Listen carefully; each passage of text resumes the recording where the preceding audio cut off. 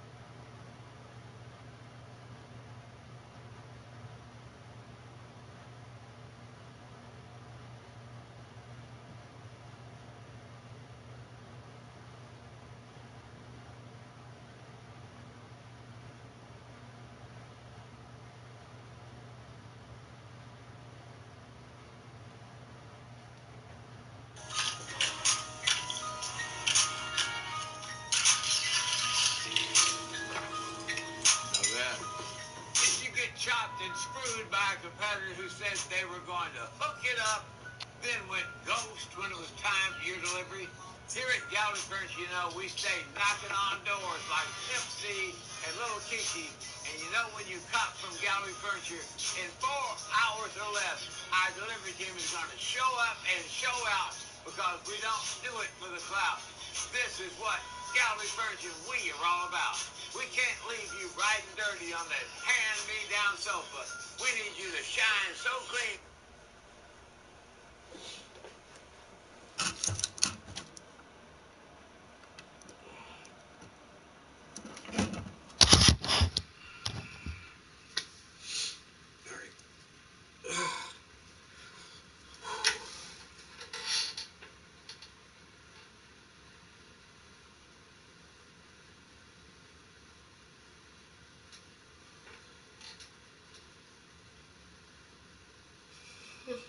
Hey, boy.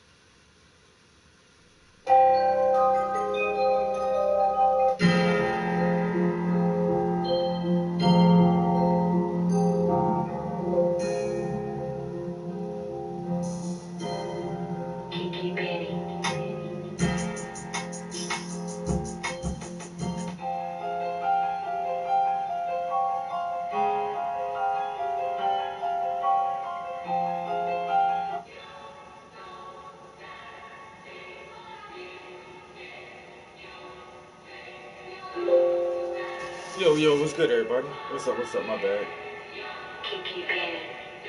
Yo, Relics.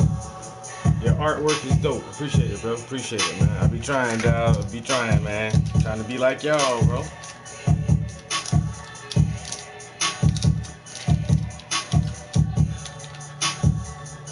Ain't nothing on there?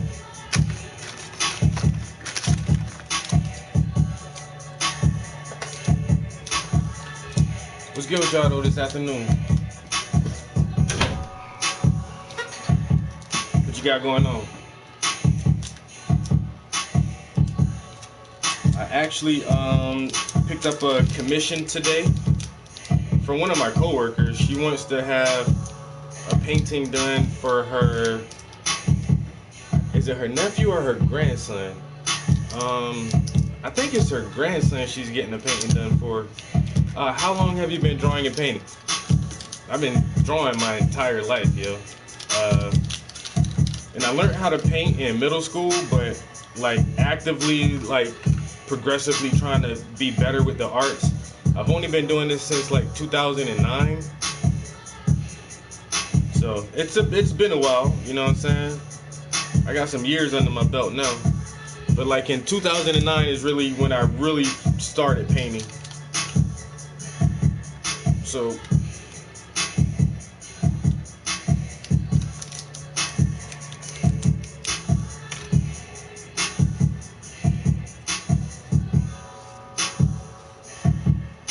I'm right at like, been doing this about 14 years, 15 years. Why can't I get this thing to come up? Oh my god.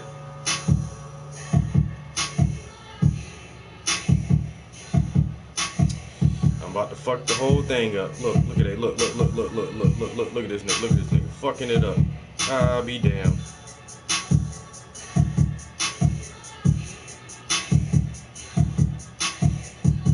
How long you been at it, bro? How long you been dealing with the art?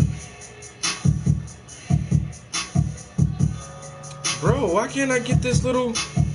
Oh my god, this leaf is gonna be the bane of my existence. Why? You know what? You fuck nugget. That shit just pissed me off. I thought there was weed in here, no? That's what's up. Congratulations on commission piece. Oh, appreciate it, bro. Definitely appreciate that. She mentioned it to me a couple months ago that her grandson, I want to say grandson, her grandson saw some of my art. He turned into a big fan of my art, and he just kept saying, I want something from him. I want a painting by him. And so she mentioned it to me a while ago, and she said he just keeps saying that every time he sees her. So she was like, I got to get this dude a painting from you. And he wants one of his favorite baseball players. I'm not a big sports guy, so since I was 6, I know that's right. How old are you now, bro? But he wants a painting of Aaron Judge. He's a baseball player for the New York Yankees, I think. So she wants me to do that. So I looked over some stock photos today, and I kind of narrowed it down to 2 pictures of him that I think look the best. And so I sent her the 2 photos so she can decide too, like, which one do you think he would like the best. And as soon as she tells me which one she likes the best, I'll go ahead and get started drawing that out. So tomorrow, guaranteed I won't be working on my own art tomorrow. I'll definitely have to start that piece tomorrow. If she replies or if she doesn't reply, I'll just pick the one that I like the best and just get started on it. But a cool, easy project. She just wants my standard size canvas, nothing too big, nothing too small. And it's cool that it's a gift for a loved one. And also kind of cool for me because with my own personal art, I do not paint famous people or celebrities or sports figures or athletes or none of that stuff. And some people are like, you should do that more. You should do that more. And I'm like, nah, I'd rather not. But it is cool when I do have chances to paint stuff like this, just so that other people who are into like sports figures and like pop culture and stuff like that, just because I don't paint it, for my own personal reasons, doesn't mean I won't paint it. So if you have a project, if you want somebody famous drawn or painted, I'll do it for you. Just because I won't do it for my own self. So by doing this athlete guy, I guess the New York Yankees, I'm assuming is still one of the popular baseball teams. So when other people see me do a sports figure, that might bring in more business for commissions of a similar style.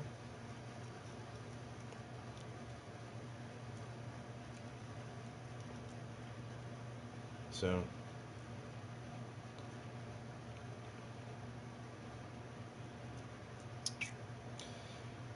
we'll see.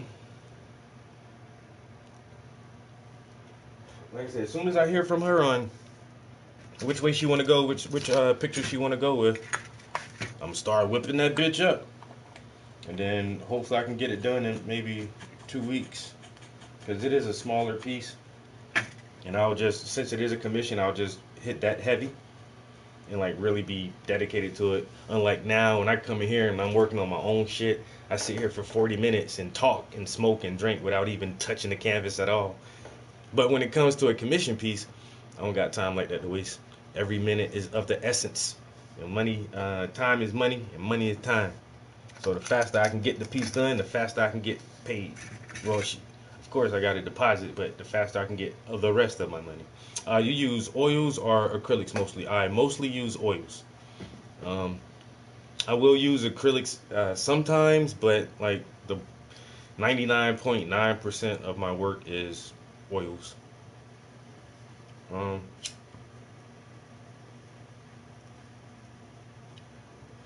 My Dank series right here is a good example.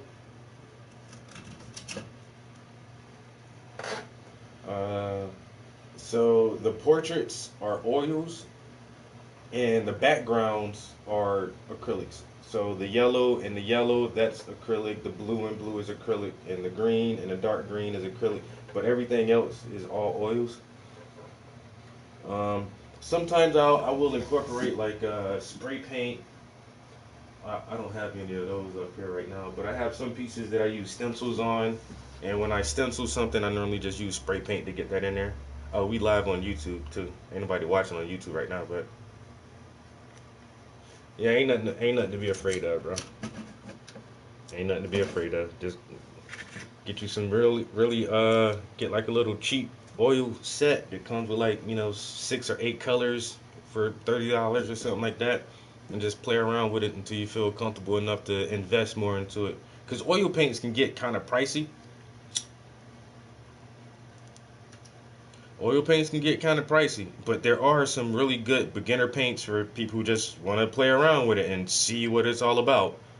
You can get you a good little starter set for a few bucks. Like when I started painting, I got me a Bob Ross starter paint set. I think it had like 8 colors. It had 3 brushes and like 2 or 3 palette knives, and it was like $25. And I used that shit for 2 years. My Bob Ross starter paint set, and I still got. Now this is the first. I tell you, this is the first thing I ever brought in 2009. Still got my first Bob Ross brush. Still got my Bob Ross palette knives. I might even have 1 or 2 tubes of that paint still left that I didn't finish out, but it's a small investment just to get started. But if you like it, you can stick with it, and if not, you won't feel like you spent too much money on something you're not going to use, because it does get pricey. People like, well, why you charge so much for your paintings? Did you know how much the canvas alone costs? That's $100 canvas, just the canvas. The paints, man, 1 tube of my paint, that's like $30. My brushes ain't free neither. Just the supplies I need to create art. That shit costs. Now I gotta pass that cost off to you, because I'm not just gonna give you that. I'm not gonna give you the canvas and give you the paint. So oil paintings do get kind of pricey because the materials are kind of pricey. But then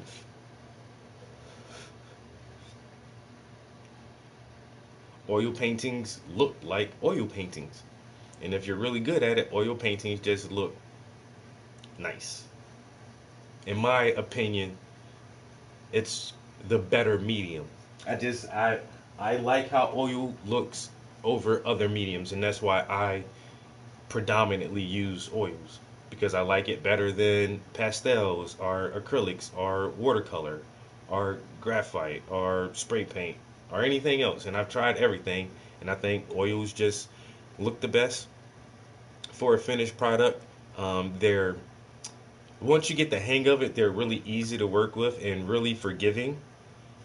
And I think they have the longest lifespan as far as prior to using them. So the shelf life on oil paints are just longer. You can keep a tube. Like I said, I probably still got some old Bob Ross paint from fucking 15 years ago that I can squeeze out the tube and still use now.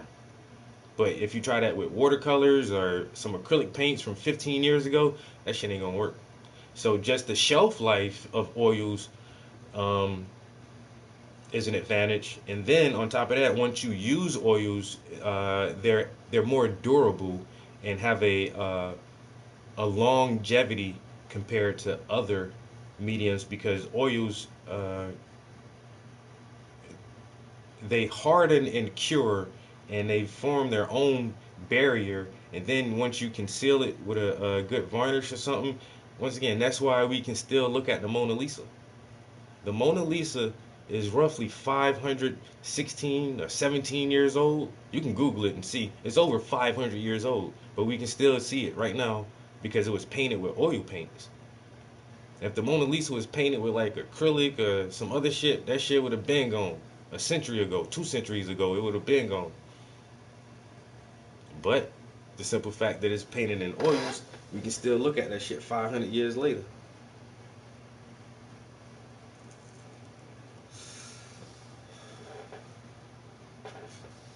So that's why I predominantly use oils and choose to use oils.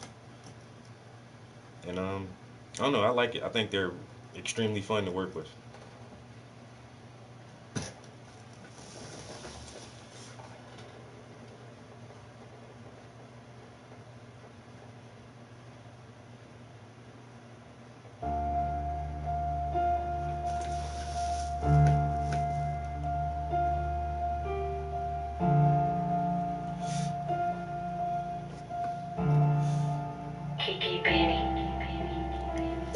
People don't understand that the most expensive part is the time it takes. And once again, when they ask, well, why you charge so much for your art? Because, bruh, you know why? Because I worked on this painting for fucking 90 hours. And that's why I want so much for it. Because it's fucking 90 hours worth of my time. And plus materials.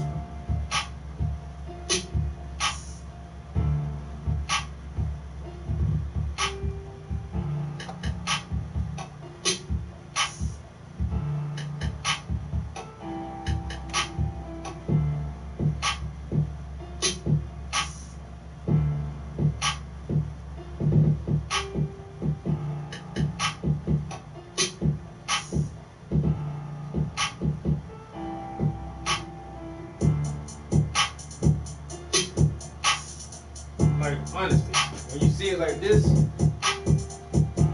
and then you see I had to make little fucking X's and then put dots in between the X's.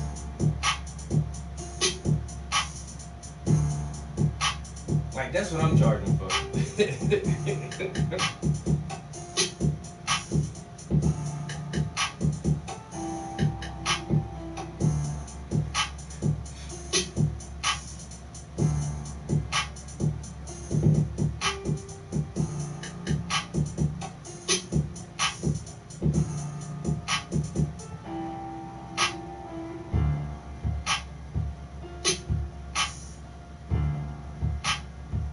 Yeah, so when you see this is several hundred strokes just to get that blue contrast. When you you see her hair is like thousands of individual brush strokes. That's why I gotta charge so much for my shit, man.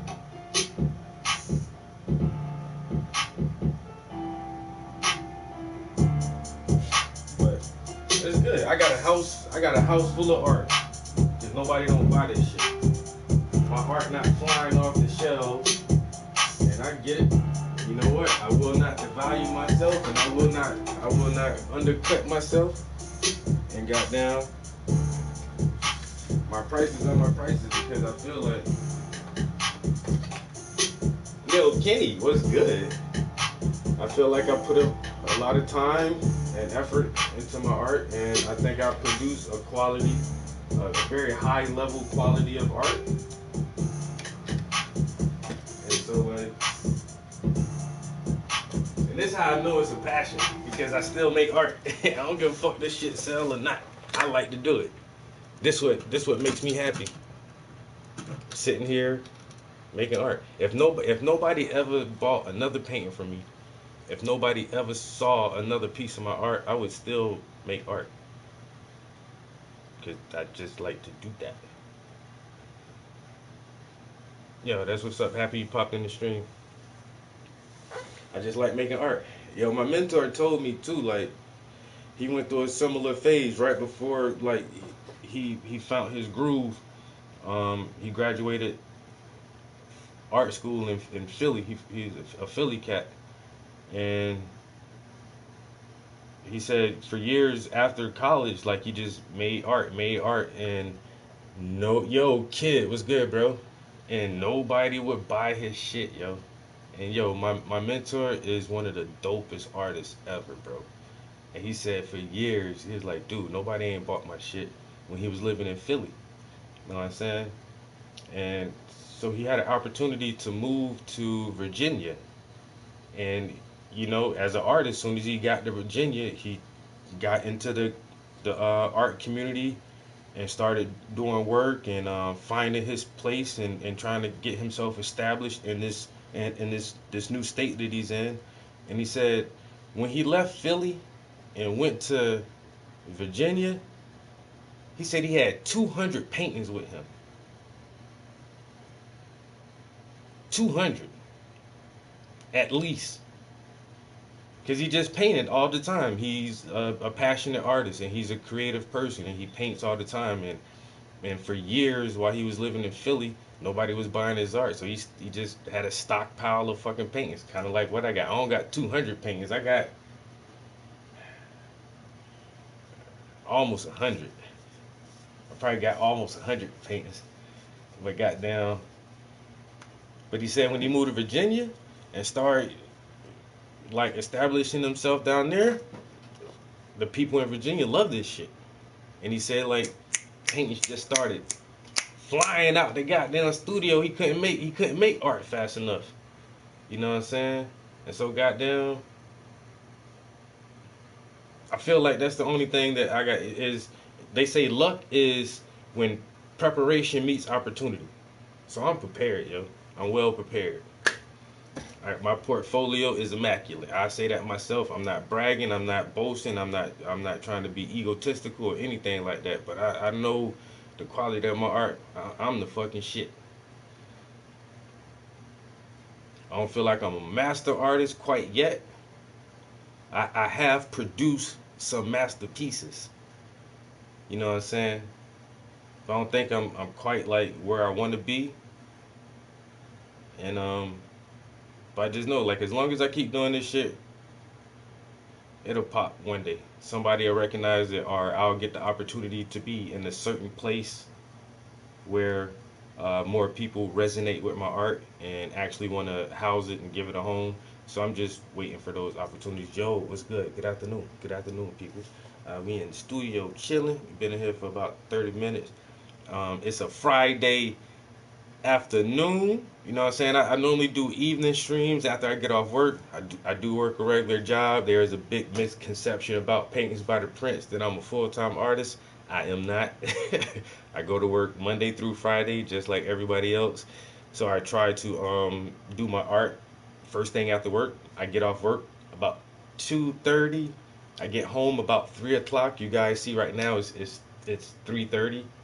So I got home right around 3. I've been in here for almost 30 minutes. This is my routine. As soon as I come home, I take off my work clothes and I put on my studio clothes and I come up in here. Because I feel like if you can work 8, 10, 12 hours a day for some company, some business, some organization, if you can give that much of your time to somebody else, like you gotta give yourself at least an hour, at least 1 hour to do something for you, for yourself, to build something for yourself in some type of manner or fashion, shape or form. Like you should do something for yourself at least an hour out the day. And so what I do every day is I just come chill in the studio and I try to make art. Some days I don't make art. Some days I just sit here and chill and have a conversation. But it feels good just to be in my studio. You know what I'm saying? This is like self-care, and I try to do this every day. Um, but now it's a Friday evening, so I don't gotta go to bed. I ain't gotta get up for work in the morning. You know what I'm saying? So I might be in here for 2 hours, 3 hours. Who knows how long I might be in? I might just be in here for 45 minutes and decide to go play some video games. I don't know yet. I don't know how I feel right now. But I do know, like I said, I did pick up a commission today. The client actually handed me a cash deposit. Ching ching. So we're just trying to decide on exactly what image we want to use. So tomorrow morning I will definitely be starting a new painting. I will be starting a new commission tomorrow, and I will focus on the commission until it's done because it's a paid gig. I love working on my own stuff, but nobody's rushing to buy this painting right now, so there's no real rush to get it done. But when money come into play, it's a rush to get the paper. So I already got the deposit, so as soon as I finish the piece, I can get the rest of the money. So tomorrow, that's the game plan for tomorrow. That's why I'm just thinking like, nah, am I gonna work on this? Yeah, I might not. I feel like I'm gonna paint a little bit just to make myself feel good when I'm playing video games. You know what I'm saying? If I don't paint and I play video games, I just feel like I'm wasting some time. Even though video games is another major part of my self-care routine, uh, but still, like I treat this like homework sometimes too. Like for kids, like you gotta go do your homework first, and then you can go play. But this homework ain't even hard. This is kind of like playtime too. I'm not really forced to do it. So what we're gonna do is, uh, first we're gonna make sure that the iPad has enough charge on it so we can see our picture. And it's at 70%, so that should be good. Let's see. Alright, we got our image. We could find something to listen to on YouTube. I really wanted to hear Tucker Carlson went to Russia to interview Vladimir Putin. Is that? What the fuck is that? I don't know. What, I had some shit on my lip. Is just my lips just super chapped? What is that? I think my lips are hella chapped. Yeah, but I wanted to see that Putin interview. Because motherfuckers, yo, the mainstream news media, but they don't like that shit. They do not like this. That's what y'all get for kicking Tucker Carlson off the fucking network. You should have left him on. And now he's an independent journalist. This motherfucker gonna start telling the real shit. They don't want that. They do not want that. But I definitely wanna hear what they talk about.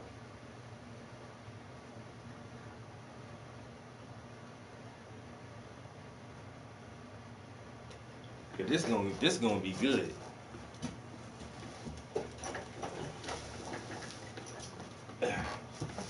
Anybody want to come on and talk politics? We can talk art. I'm always ready to talk art. But I like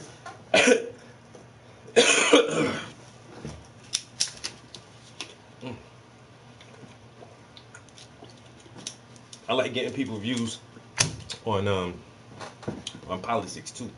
I know that's some taboo ass shit, politics and religion, but that shit be taboo as hell to talk about. Taboo in the motherfucking, and I'm like an outlier when it comes to a lot of shit, especially if you just go on some stereotype shit. I don't fit the main stereotype the way I think about politics and religion. Like, somebody actually hit me up today saying, "Oh, we're trying to get Congressman such and such out, and we want to get this guy in, and he's done a lot of work, and if you vote Democrat, you should sign the petition for us." And I'm like, sorry to say, I'm not a Democrat. I mean, I'm sorry that you just assumed that I was a Democrat, but I'm not. I'm not a Republican either. So I'm like, I'm not signing shit to get no fucking Democratic whoever in whatever position, and I don't even know shit about this dude. I'm good on that.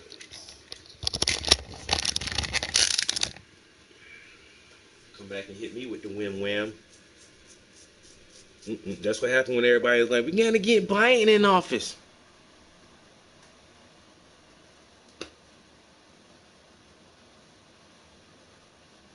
You vote for Biden? You can tell me. I ain't gonna tell nobody else. I promise I won't. You vote for you? Did you vote for Biden? Be for real.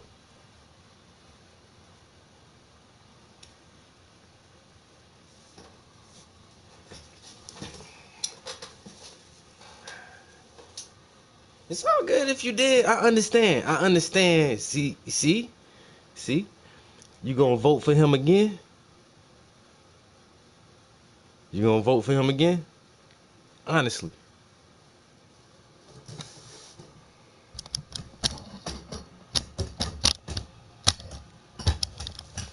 And I understand. I really do.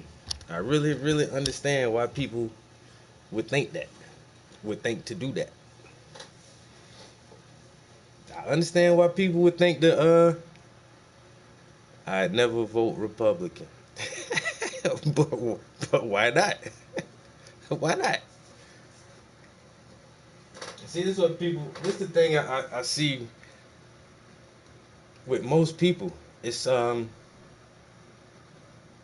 have an idea about each party, the Democratic Party or the Republican Party, however you want to see each side, and so we look at the candidates on a broader spectrum because, well, this candidate is running as a Republican and this candidate is running as a Democrat. I'm looking at policies. I don't give a fuck what you are. What are your policies? How do you feel about this country? What would you do for this country? Robert F. Kennedy Jr. is running as a Democrat. I would vote for him. I would definitely vote for RFK. And the guy who has the real old crazy sounding voice like that, because that motherfucker's smart as shit. And he's an American, and he wants what's best for this country. He's an honest guy, and he's a family man, and he knows that most of this shit is corrupt. I like RFK's policies and how he sees politics. And he's a Democrat. Same thing with the Republican who I would vote for is Trump. Why? Because Trump is an outsider. He's a businessman who comes from money. He inherited money. He ain't had to work for that shit. His family already had hella bread. Hella bread.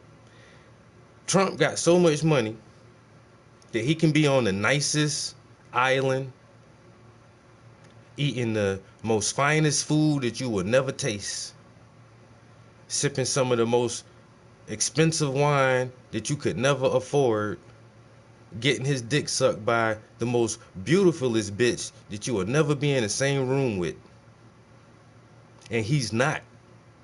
he's doing a hard-ass job trying to expose the corruption in this country by telling people this shit is fake news.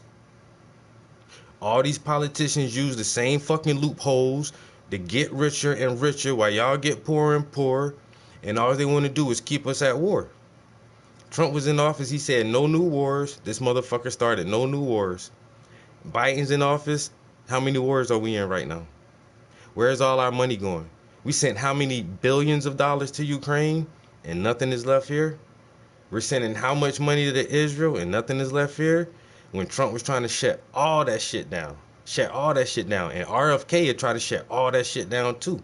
I'm looking at motherfuckers like that who's saying, yo, fuck all this bullshit. Fuck sending all our money, all our hard-earned tax dollars to these other fucking countries. And we got homeless people here, starving people here.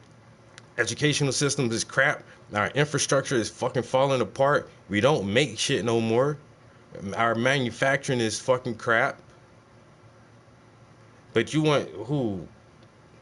Biden? Just because he's a Democrat. I would never vote Republican. That don't make no sense.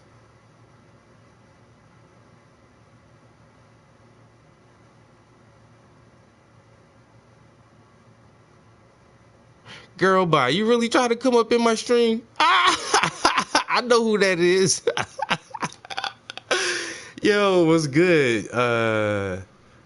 China Eyes. I ain't seen you in a year of Sundays. It's been what, 10 years?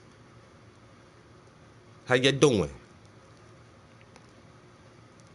Trump is too extreme to ever vote for it. That's just saying stuff. You just saying stuff. You know, Trump is the only president that pushed forward a reparations bill for African Americans to actually be given their just dues. You know that? You know Trump was about to give black people reparations. Nobody want to talk about shit like that. But he too extreme. That's how extreme he is. He's so extreme. He said, you know what? I think black people really do deserve some shit. That's real extreme, ain't it? Because ain't no other president never, ever, ever, ever said that. None of them. That's real extreme.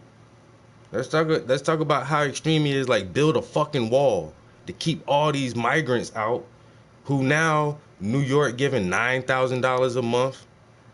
They shutting schools down and sending kids home so that fucking illegal immigrants can be housed in the school as a shelter. That's but let's keep voting Democrat, though. Let's keep doing this. Let's keep voting Democrat just because it's Republicans are bad people and Trump is so extreme. How much you paying gas now? I own this house. I own this house. This is my house. Supposedly. I don't really own it. You know why? Because my fucking tax is so high. And if I don't pay my property taxes and my city taxes, they'll come take my shit. A couple years ago, my taxes weren't that high. But we started to go to war with Ukraine, and he says, oh, well, the Americans are going to have to pay for it at the pump. And now my gas bill went up last year. Then my electric bill went up last year. And then my city taxes went up. Thank you, Biden. I don't make no more money. Cost of living is through the fucking roof. They talk about a recession and all this. We about to be in the Great Depression.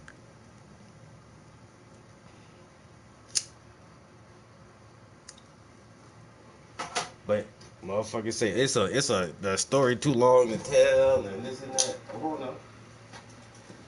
More and more black people starting to see this shit, man. The Republicans ain't where, the Democrats is not where it's at. It's not where it's at. Democrats have failed miserably. Black folks been voting Democrat for 60 years. And what happened? You still broke, poet in the hood, and you ain't never got no reparations. You still broke, pouring in the hood, and you ain't never got no reparations. Vote Democrat. One more time. Vote Democrat. One more time. And see what happened. Same old shit. And see what happened. The same old shit. You had a black president. He ain't do shit. You had a black president. He ain't do shit 'cause you vote Democrat. It's a tradition, like a religion, and you vote Democrat. It's a tradition, like a religion, but you don't know why, and you don't know why. I'm sorry, I'm bugging out. It's the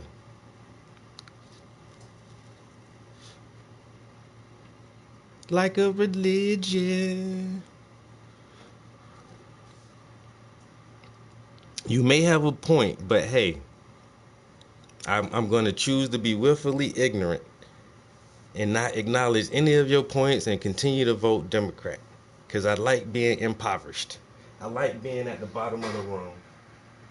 I like getting all the government subsidies so that I can never move up.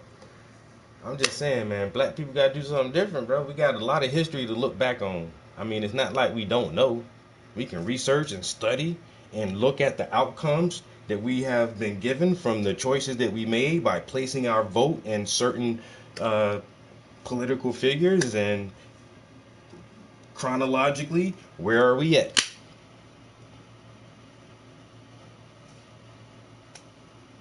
Can we do something different?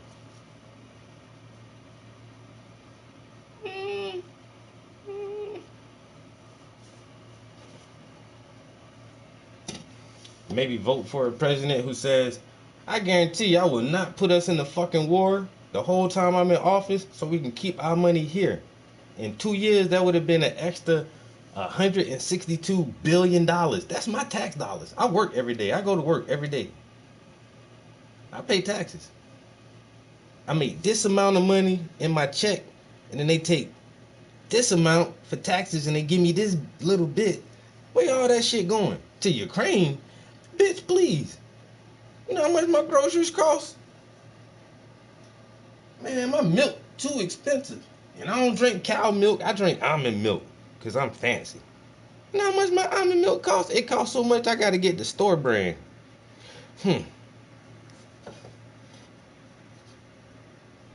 I'm too fancy to buy the store brand. But I'm just saying, I don't like how things going right now. And I feel like it's the Democrats' fault. Somehow, I don't know how, but somehow I just feel like, man, these dudes ain't doing something. Why y'all just keep giving all our money away? Huh? I like my monies here in this country. 2 weeks ago, I was coming from the gym and I got a flat tire because I ran through a pothole. I couldn't really see it, I'm driving, then I hit the pothole. Bang, bang. Then I'm still driving, trying to get home. I'm like, damn, that shit was loud. Then I hear my tire. Why I got potholes all in my city? So bad that I'm blowing tires out. Now I gotta go get a new tire and all this shit. My city roads should be pristine. Should be immaculate. Because I pay taxes. But what they do with my money, they send that shit, I don't know where. I don't like that.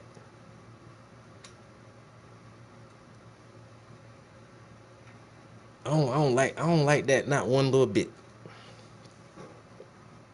But some people do, man. Some people like paying more at the pump, you know. Some people like paying $7 for a dozen eggs, $6 for a gallon of milk. You know, some people like paying $6 for milk. I don't like to do that.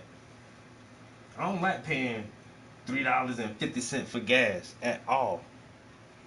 I drive. I got a lead foot. I drive real fast all the time for no reason at all. Just because I like speed. But when I drive, I burn a lot of gas, and I'm always spending $3.50 a gallon. That should be costing me like $60 to fill my car up. I don't like that neither. I don't like that at all. It's too expensive. I'd rather have the businessman back in the office who was giving everybody tax cuts, tax breaks, so you can keep more of your money and tell the federal government stop taking everybody's goddamn money and spending that shit on dumb shit. Motherfucker trying to downsize the military a little bit, cause why the fuck we got so many military bases? We got over 280 something permanent military installations all across the goddamn world. They're always stationed with personnel. Why? Why a military budget so high? You know who's asking all these questions? Cause he an outsider and he really probably had an understanding, but gained a deeper understanding. And once he did, he started shutting everything down. Like, you know what? Y'all niggas in here really fucked up. This shit really fucked up. And you know how you can tell this motherfucker about to do some real shit? Because nobody likes him. The Democrats don't like him, and the Republicans don't really like him either. The people like him. The people like Trump. But the other Republican Party, man, all the motherfuckers, they don't like that nigga because he gonna come in there and fuck up their good times too. He said, you want corruption in this shit, or you want everybody to play fair? Everybody don't want to play fair. And they bad players on both sides. And he see that shit. And that's why they really, really, really trying to keep this motherfucker out. That motherfucker, this is for entertainment purposes only. Instagram, YouTube, I have no idea what I am talking about. I am not certified in any degrees. I am not giving out any kind of political advice or medical advice to anyone here. If you think anything I'm saying is true or believable, please do your own research, because this is scripted for entertainment purposes only. This is a show. This is not actual reality, and I am not speaking any facts to any of the viewers. But I really think, like, if Trump keep moving like he moving, man, somebody going, pow, pow, you know? Because he disrupting he disrupt too much shit. He disrupt too much shit. You can't get up there and say this shit fake news and they lying to you all the time. You can't get up there and tell motherfuckers, I want to pull out the Green New Deal because y'all just giving money for no reason. You can't keep saying that shit because Republicans and Democrats motherfucking prosper from that shit. That's why they don't like that man. That's why they trying to take him off the ballot in certain states. He gonna fuck up the party for everybody, not just me.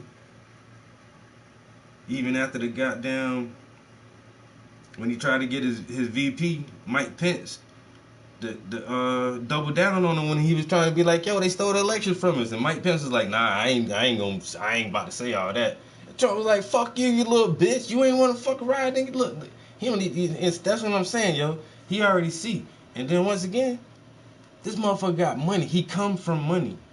Trump come from money. He don't owe nobody no favors.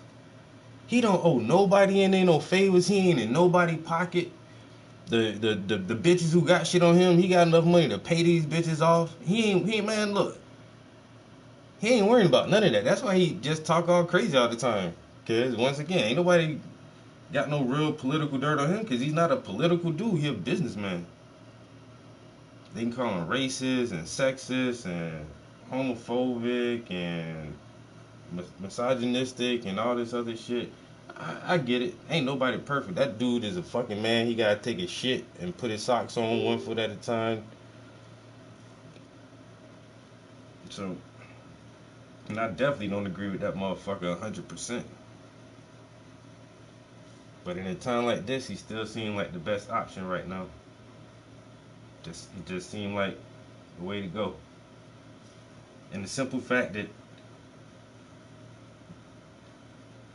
the way the media portrays him and the way all these different states are trying to go after him and try to really lock this motherfucker up, you know there's something to that.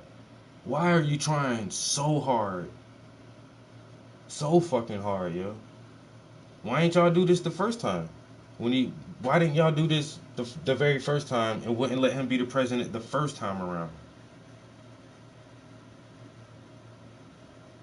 Y'all thought that shit was gonna be a piece of cake. He'd get in there, he'd be a puppet, he'd read the teleprompter and follow the scripts and play the role just like everybody else. And in the beginning he kinda did, but then he started saying some shit. Oh, he's like, whoa, wait, wait.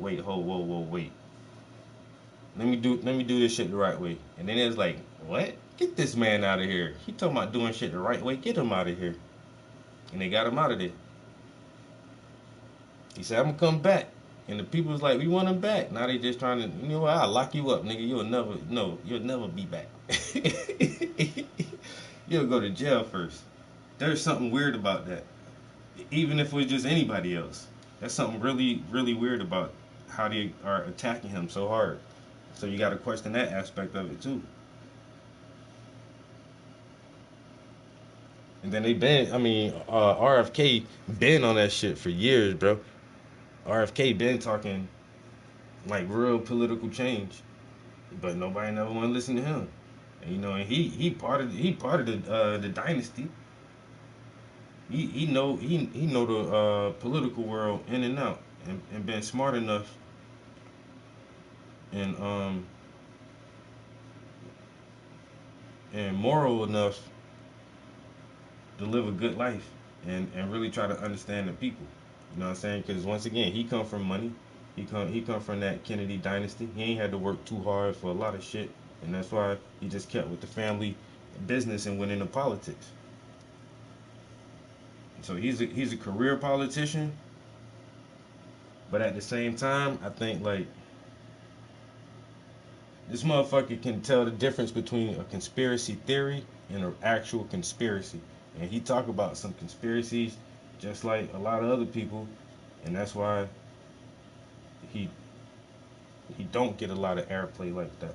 And you gotta go to like alternative shit to listen to like some of his deeper messages. Cause RFK knows some shit, yo. He knows some shit, and he'll be a good candidate too. I think even more so than Trump. But at the same time,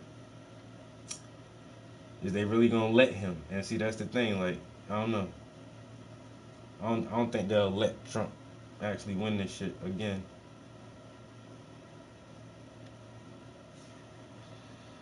I really do feel like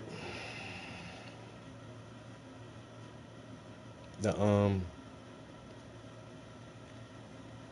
shit is super rigged. Yo, Van, what's good, bro? I really feel like it's super rigged. I might have to put this up a little bit.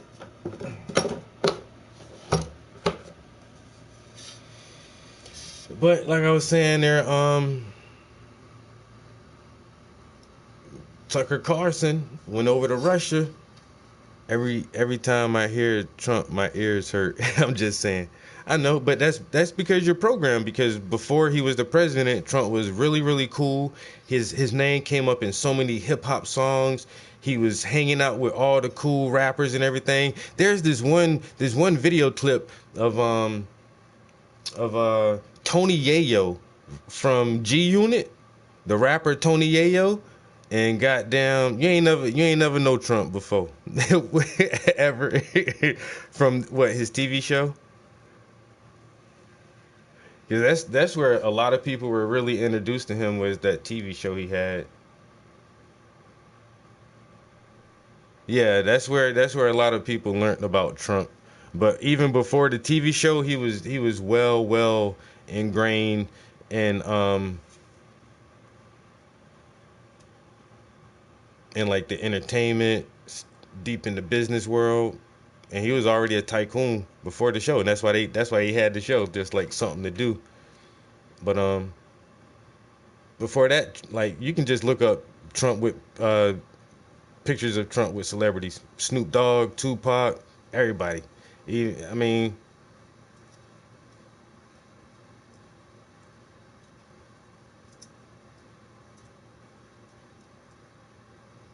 he was a really, really cool, popular person, and then all of a sudden when he became president, he's like the most evilest man in the world. Like, how? Because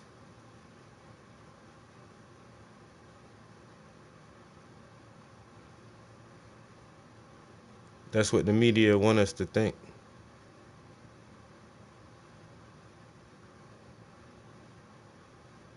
And is he a great person? I don't think so. I wouldn't say. And is he the genius that he says he is? I don't think so either.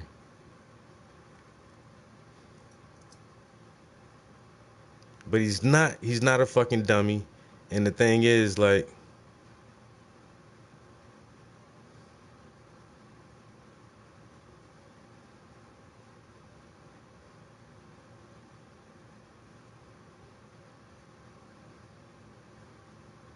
Where's that one interview?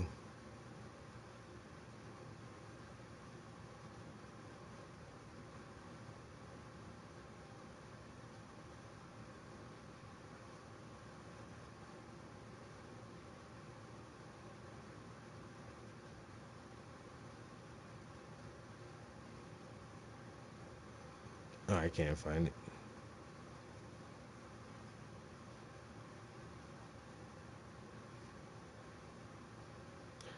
I was gonna play like an older interview when he was like young, not no new shit. But he's always been like on some like paying attention to political stuff. Thanks for joining me today for Stay Free with Russell Brand. And it is an extraordinary day for journalism. It's an extraordinary day for free speech because you can bet your ass that whatever you think of that conversation between Tucker Carlson and Vladimir Putin, if the globalist establishment could censor it and prevent you from watching it, they could. They can't, so what they'll do instead is tell you that it's propagandist, that Tucker's not a proper journalist. Indeed, I saw one ridiculous claim, we'll get into in a minute, that Putin looked saggy and out of breath, that his eyes were hurting, that his mouth was melting, that he was drooling on screen, that he didn't look very well. Whoa, it's getting crazy in here.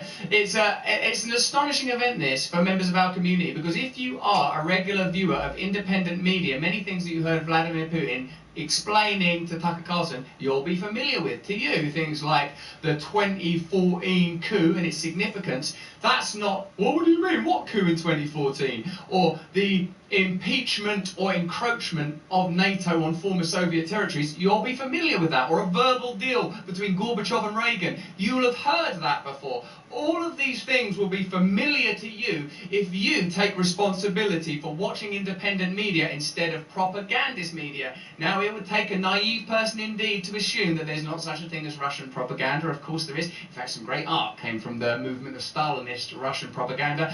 But is there such a thing as Western propaganda? I would say so. If you're watching us on YouTube, eventually after the first 15 minutes or so, you're going to have to take that jump and join us in that free stream that's Rumble. Ask yourself this question. Why is Russia Today banned on YouTube? Is it because you're so vulnerable and so delicate that if you watched Russia Today and they went, Russia is a wonderful country, you go, yeah, Russia is a wonderful country. Bloody the West. This is like the simplification and reductivism that's applied to matters such as this. And indeed, the insulting superciliousness, the condescension, the way they regard you. They think that we are idiots. They don't think we're capable of watching an interview between Tucker Carlson and Vladimir Putin and going, that's probably true, I don't believe that. It's a bit big, that room, has an enormous carriage clock, bloody hell. Don't ask, if Vladimir Putin says it's going to take him 30 seconds to answer a question, would you like to hear a little bit about history? It will take me 30 seconds. You better strap in for 30 minutes. Let's have a look at some of the headlines. Remember, I want to say welcome to all of you. I want to say hello to Salty Lover, Midwest Steph, Gluis49, all my friends in the Rumble chat. I want to say hello to my Awakened Wonders like Chrissy Dawn and Cessa CO. Thank you so much for joining us. Thank you for supporting our work. Become a supporter if you can. We make additional content every week and we do live interviews that you can join. Stella Assange is coming up next week. Why? Because we care about journalism. Why? Because we care that Julian Assange is even now in Belmarsh. Because, do you want this? The first person that can, why don't you answer the chat? Tell us now, why is Julian Assange currently in Belmarsh? If you can answer that question in the chat, we'll send you a t-shirt. Stella will be on to talk to us about that campaign because remember, Julian Assange revealed information that had an adverse impact on the powerful. Hillary Clinton didn't like those emails being released. It turns out that the military-industrial complex don't like war crimes being exposed. Julian Assange had a bunch of accusations and finds himself in Belmarsh without trial. Where's the principles of justice? Where is innocent until proven guilty? Where is the people before the government? Where are the principles that we were meant to enshrine and celebrate? Now, instead of this, we're told Vladimir Putin. Can I just see the headline that said that the Sun one? I love the Sun. The Sun is a British newspaper. Look at this. Sickly Putin, not comfortable in his own skin as he sags and twitches and looks emaciated. Now, if you've actually watch this for yourself, you'll know that he did not look uncomfortable in his own skin, or sag or twitch or look emaciated. He looked like he had an incredible grasp of regional history and politics, a complex understanding of concepts such as nation. This is a very important interview. I know already that you're familiar with Edward Said's great work Orientalism, where he introduced philosophically the concept that in the West we have a particular perspective of the Muslim world, that the Muslim world doesn't have a right to their own trajectory, that they don't have their own history, their own narrative, their own stories. And that's a pretty good approach if you want to conquer the Muslim world and get their resources, like in the Iraq War, like in the coming soon Iran War, like in the Suez Canal crisis. If you say, hold on a minute, isn't that another region with its own autonomy and its own authority? Is this assumption of supremacy, does it mean that we're legitimising an agenda that's not beneficial to ordinary Americans, not beneficial to ordinary Brits, but it's beneficial to the establishment elite? That's why they don't want you watching Vladimir Putin versus Tucker Carlson, or indeed, even if you think it was a comfortable, cosy chat, who do you want to go in there? Do you want a journalist to go and interview Vladimir Putin and go, Vladimir Putin? I mean, Vladimir Putin was in the KGB. There's no question that Vladimir Putin has people killed. Vladimir Putin isn't like, he's not Dick Van Dyke, is he? He's like a serious dude. That's not the question. We're saying, whose propaganda and whose agenda most negatively impacts you? Vladimir Putin's, who, when you watch this interview, I think is perhaps the most important point, I don't think he's expansionist. I'm not saying that Ukraine don't have their own autonomy and their own sovereignty and their own dignity, but there are other perspectives available. Indeed, what Putin offered at length and extrapolated on in some detail is that that region has a complex history, and Ukraine and Russia could be regarded actually as a civil war rather than an international border dispute. In fact, in America, and maybe this is something we're going to see in coming years, were there secession, if we saw Texas say we want autonomy, we want to withdraw, or if you saw Florida withdraw and say we don't want to be bagged up with the rest of this, how are we benefiting from being part of a nation, an imperialist project that taxes us without representation, that bombards us with media, that doesn't respect us and tries to censor us, that plainly thinks we're a bunch of idiots? Perhaps you might withdraw. Imagine if Texas withdrew and then Russia started arming them. Or if you don't want to tax your imagination too strongly, what about the Cuban Missile Crisis, when for a moment it looked like on the border or near the border of the United States there would be missiles? How did that go down? Did it go down well, or did it nearly lead to a nuclear war? And indeed, in Russia we're dealing with a nuclear superpower, so before you engage them militarily, perhaps consider a few little things like, I don't know, Armageddon. Let's see how the legacy media want you to think about this. While you're still watching us on YouTube, we'll talk about this, but eventually we'll be on that stream of freedom. Putin takes charge, say the BBC, state-funded, member of the TNI, remember how they behaved during the pandemic, remember whose interests they advocate for, remember who they work for, remember this is a centralist neoliberal establishment that wants you dumb and totally controlled. TV host gives free rein to the Kremlin. What do you want him to do? Jump on his lap like a disobedient ventriloquist puppet and punch him upside the chin? In Russia, you don't interview the president interviews you.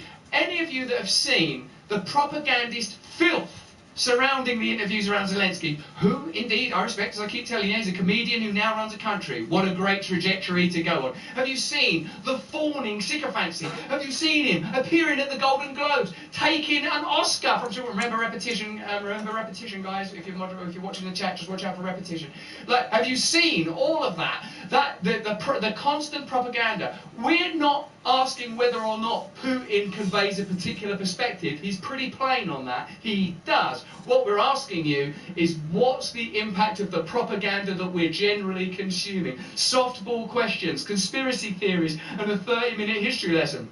Well, I know that you lot ain't going to want to watch all of it for yourself, but we are going to talk you through some of the best bits as well as the reaction. Here are the things that I think are most significant. He says that Russia do not have an interest in expansionism beyond these regions where there are disputes that he is interested in negotiating a peaceful settlement for. He reminds us that we already know, and you already know, if you operate in independent media spaces, if you watch Jeffrey Sachs, that Boris Johnson was sent out to Kiev to scupper a peace deal, specifically the Minsk Accord. They already had a peace deal. Zelensky had signed a peace deal. Then Boris Johnson came to town, and with his usual, adorable, bumbling ineptitude, scuppered it, and how many people have died since then? The majority of whom are Ukrainian. So this is not anti-Ukrainian. I'm pro-Ukrainian. That's one of the first things that people don't really realize. There was already a peace deal between Russia and Ukraine before this shit ever happened. Then America told the UK, yo, y'all need to go over there and do something. Once again, this is an American proxy war because we really wanted this shit to pop off because we always need a war so we can fund shit. Exactly. So we can make more weapons of destruction, yo. So they was like, yo, go. They about to do a peace deal. Yo, go over there and knock that shit out, fool. What are you doing? We need this. And so then, goddamn, Johnson goes over there and tells Zelensky, whoa. I know you just signed that peace deal, but we're gonna have to renege on that shit, yo. Let's pull out. The USA, they got you, bro. No matter what happens, they got you. So we gonna just tell Putin when you change your mind, and we gonna be like, nah. And Zelensky was like, all right, cool. And now, look, everything. There was already a peace deal. How many people know that? Not most people. It's an American proxy war. Because we always need a war. We always need a war. That's where a lot of the Congress, Democrat and Republican, make their money from the stock market, and some of the biggest companies to trade in are defense and military contractors. Lockheed Martin, Raytheon, BlackRock, State Street, all these motherfuckers, that's some of the best stocks to have. All the communication companies that handle receiving and sending information for the military, they're the best stocks to have. But at the same time, if there ain't no war going on, the stock's kind of low, you know what I'm saying? And we ain't making as much profit. So from both sides, that's why once again they don't want the other man in there, because he said no new wars, bro. And this motherfucker was chill for like 4 years, and people like, no, nigga, not for 4 years. We need something.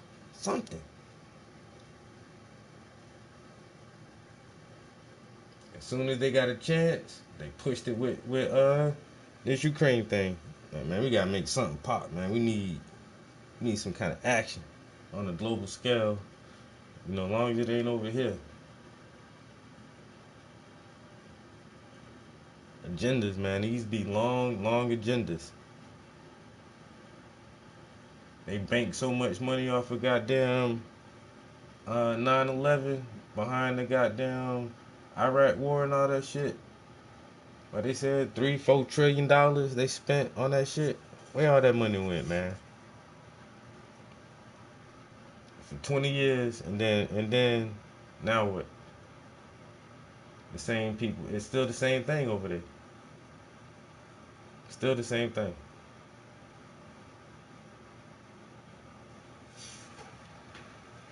We're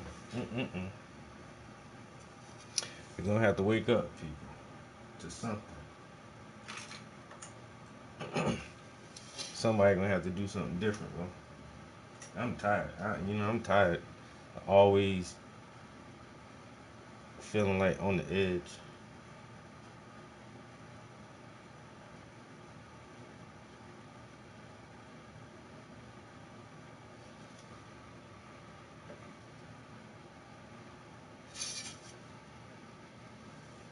Pro-human life. I'm pro-peace, as I know you are too. As Muhammad Ali said, I ain't got no beef with the Viet Cong. Why are we marching us around the world to have wars with people I never even met? There are things that I'm sure many of us would be willing to die for. Our family, our loved ones, our gods, our community. Some of you, your sports team. But do you want to die for a globalist establishment that you know has been lying to you? Well, what about the Nord Stream pipeline? The Nord Stream pipeline's been blown up by Russia. Putin laughed about that because it's ridiculous. let's have a look at a few moments. What's the first sort of funny little bit that we thought? The history bit. Yeah, let's have a look at this. This is like, you know, don't ask Vladimir Putin a question if you want a short answer. Tell us why you believe the United States might strike Russia out of the wood.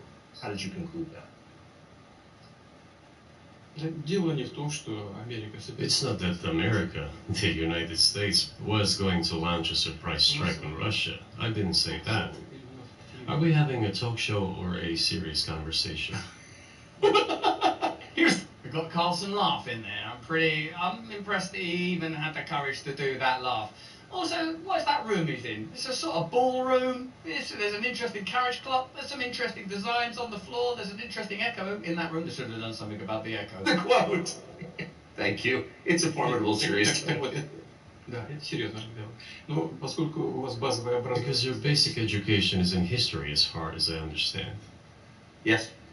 I've been spying on you for some time, very much like the American government who tried to prevent this interview happening when you were working at Fox News.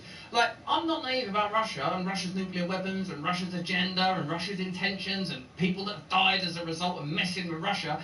All we're really querying is, do you want to put another $60 billion into a war? Yo, I think they're using that new technology, or no? What worries me, perhaps most of all, is the fact that our autodidactic, instinctive understanding of global politics is closer to the truth than what the globalist agenda has conveyed to us. Like, hold on a minute, you can't have wars with Russia, can you? Like, didn't Napoleon try that? Didn't Hitler try that? Haven't they got, like, nuclear weapons? And also, just bear in mind this idea. Putin has a vision for an end to this.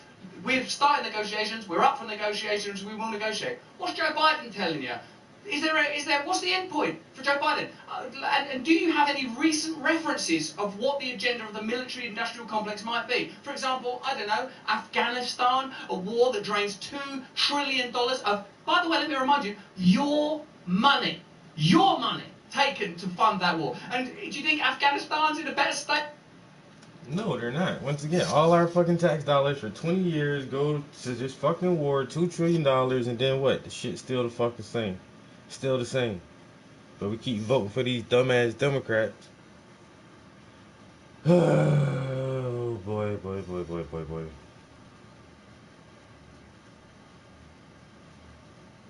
We keep just voting for dumbass presidents who want to go to war. Because Bush initiated the goddamn... the war, but the Bush family, them motherfuckers so goddamn crooked. Just like the Clintons, you know what I'm saying? It's just like, it's on both sides. It's on both sides.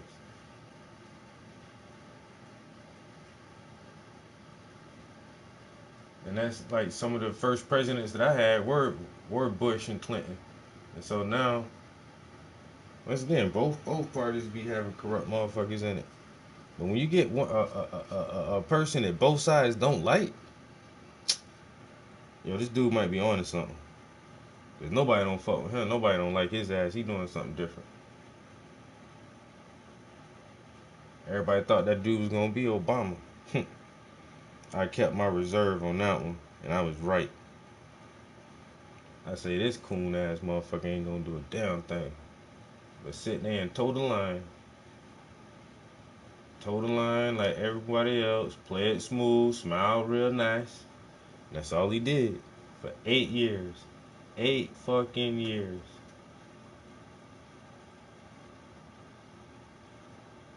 Man.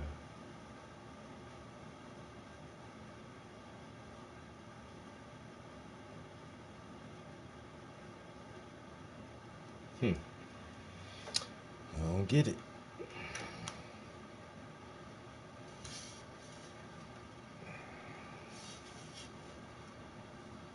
How do you think America's in a better state? I'll tell you who's in a better state.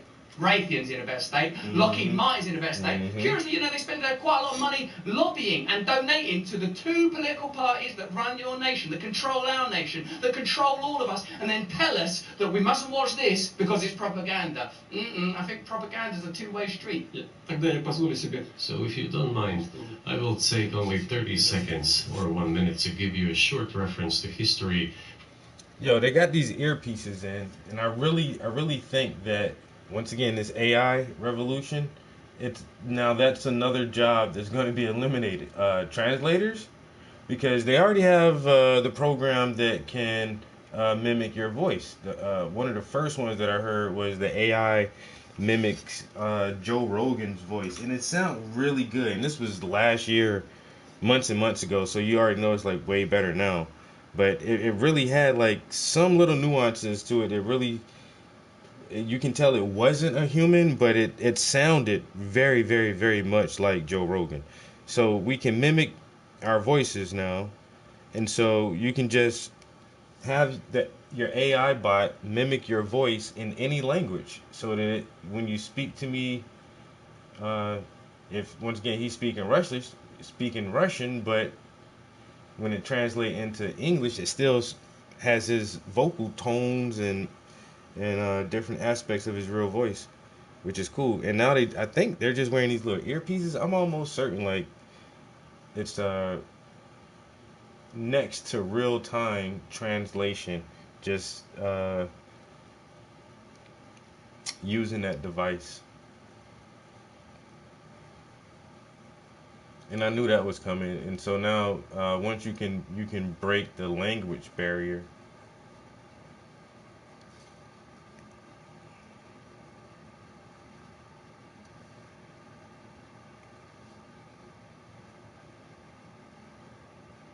And these things are kind of big now, but I can imagine it shrinking down to just like an earbud.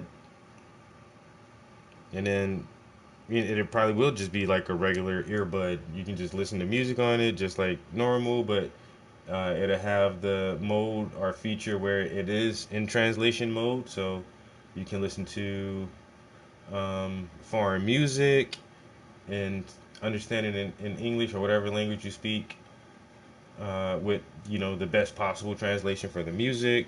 Or if you're in a conversation with someone who speaks a different language, just as long as you have your earbud in and they're speaking their native tongue, you'll hear the translation come through your ear in whatever language you want. So, but then, like I said, so why would we need translators after that? Which is a very sought after skill.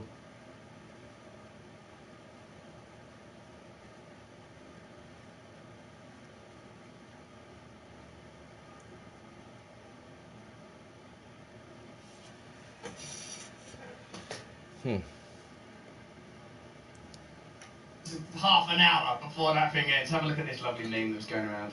Yo, Mr. Boone, why did you invade Ukraine? 4 billion years ago, the Earth was in its cooling phase. But that is an interesting point, actually. What up? I had to turn around to see the comments right there. I need to God bless you. Oh no, I might end the Instagram live because there is nobody in here anyway. Because a nation is a complex thing. A nation is also a construct. A nation is an agreement and a cause. For example, if you're American, you're watching this now, you might think, but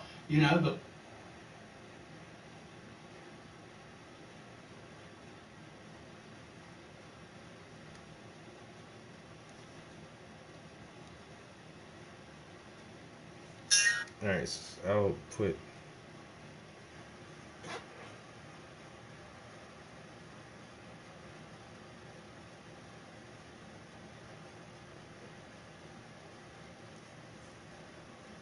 okay.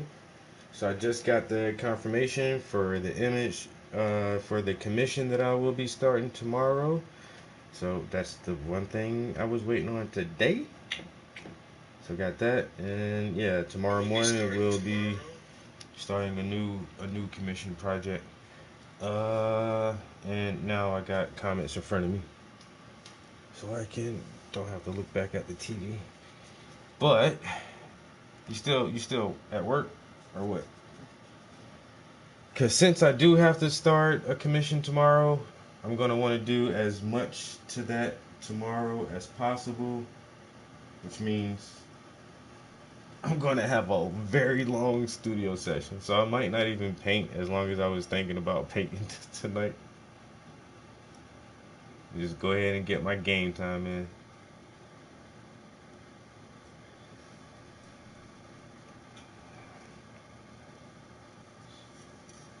Cause yeah, tomorrow, I'll if I sketch it out, tone the canvas, and get the underpainting done.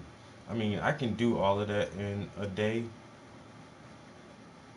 A half of it. It'll take me about half the day.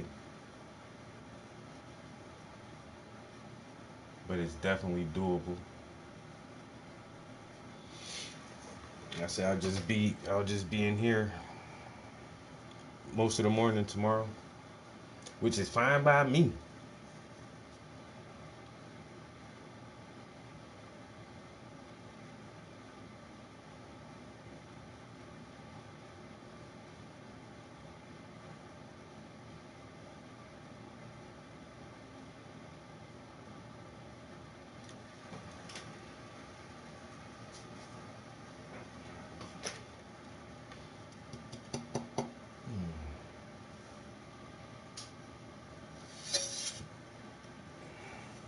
Between the US and Mexico, a lot of problems there, but you'll be familiar, of course, that Los Angeles and Texas and San Diego, there's a reason that those states and cities have those names that are in Spanish. Yeah, so it's complicated. Where a country begins, when a country begins, where a country ends, when a country begins. These are interesting questions. They're not just, Putin is mad and bad. Pay for a war against him, would you? And when you finish paying for it, how about you sling a few of your children on the pyre? And the bravest people, the boldest people, the people that are willing to give their lives because they believe in their nation are the very people that are exploited for their globalist agenda. Now, the most important thing, if you ask me, let's have a look at the Nord Stream thing, because that's a out-and-out example of a total and utter blag, and also it's a little bit funny. Remember, if you're watching us on YouTube, we'll be there for another couple of minutes. We're there to invite you over to join our movement, to be part of this, where we respect what you think, we respect what you believe in, we respect your right to determine for yourself what's true and what's not true. That's what we believe in. Like, we might be making mistakes, we might be being naive in our assessment of Vladimir Putin. Guess what? I went to a state school in the UK. I might be wrong about a whole bunch of stuff. I learn all the time from watching these comments. Like, it's all a farce, Russell, says CNET1. Nice jacket, Russell. I appreciate it. The CIA, brilliant. There's like the deep state stuff that comes up when he talks about Clinton. That Clinton said, yeah, Russia could join NATO. Then he went away and talked to the people that really run America. Russia ain't going to be in NATO. Very interesting. We learned a lot. We learned a hell of a lot. Let's have a look at this little moment around the Nord Stream pipeline. Again, this is one of those things where you can trust your own instinct above the information you're given by the propagandist, globalist elites. When the Nord Stream pipeline blew up, that was vital to the Russian economy because shale gas was being transferred from Russia to Germany. Massive deal, really important. It got blown up. We were told Russia blew that up themselves. That doesn't make sense. It's necessary for their entire economy. And also, haven't we all seen Condoleezza Rice saying, like about 20 years ago, that America wants to capture the market of shale gas from the European nations and they have to break Russia's stranglehold on that industry? Didn't we say Joe Biden go, trust me, we'll find a way. This is when Joe Biden was more cogent. He could find his nose on his face. He said, like, you know, believe me, there are ways. We'll stop them. We'll stop them. And then, you know, they told us, oh, Russia blew it up. And then eventually we find, like, sort of, they find, like, Navy SEAL boots down there or something. Like, Jocko Willink was down there going, hey, I'm only guys, it's over. Like, it was bloody obvious. What happened? It's bloody obvious. They're lying to your face because they don't respect you. They think that you're like children. They want to control the information that you gain access to so that you remain in the dark, dumb and compliant. What do you deserve democracy. You've got more in common with the people on the absolute other side of the political spectrum, the absolute other side of the cultural aisle. You have more in common with one another than the establishment elite, and once we understand that, once we appreciate that, once we act on that knowledge, for surely wisdom is acting on knowledge, then it's over. Their game is over. This is why this interview terrifies them. Let's have a look at the Nord Stream pipeline moment between Vladimir and Taka Islali. Who blew up Nord Stream? You for sure. I was busy that day. Nate, do you Putin laughing hysterically, doesn't know what day it is, laughing at nothing, mentally ill, crazy. Hold on a minute, Joe Biden's giving a speech. Oh, number, like, now I don't even like being mean. As a man who believes in our Lord, I don't like to be mean about Joe Biden. But what he is the revelation that democracy is a farce. You would agree that, because that person cannot run a country. Did not blow up Nord Stream. Thank you, though. У вас лично, может быть, есть алиби, у вас лично. You personally may have an alibi, but the CIA has no such alibi. CIA did it, like you imagined and assumed in the first place. You're right, as the great late Bill Hicks, that great American comedian, used to say. You're right. You're right. Not those people who try to tell you how to think. You're right. Do you have evidence that NATO or the CIA did it?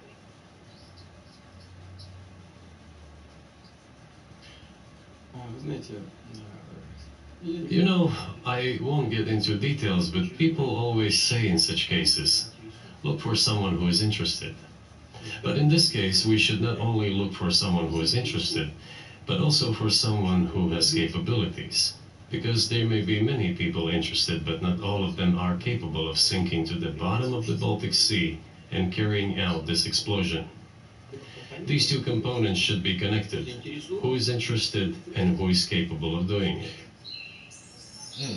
Might be propaganda, but you have to bear in mind the possibility that we have been heavily propagandized ourselves. The most significant thing that comes out of this conversation, I believe, in essence, is that Putin is not interested in a wider war. I say this with all sympathy and respect for Ukrainian people. I say this in all sympathy and respect for service personnel from both sides that have died, and in a prayer for the people that may yet die. This $60 billion bill that's been scuppered, delayed, but may go through at some point in some new incarnation to provide further arms to Ukraine that will perpetuate an unwinnable war against a nuclear superpower.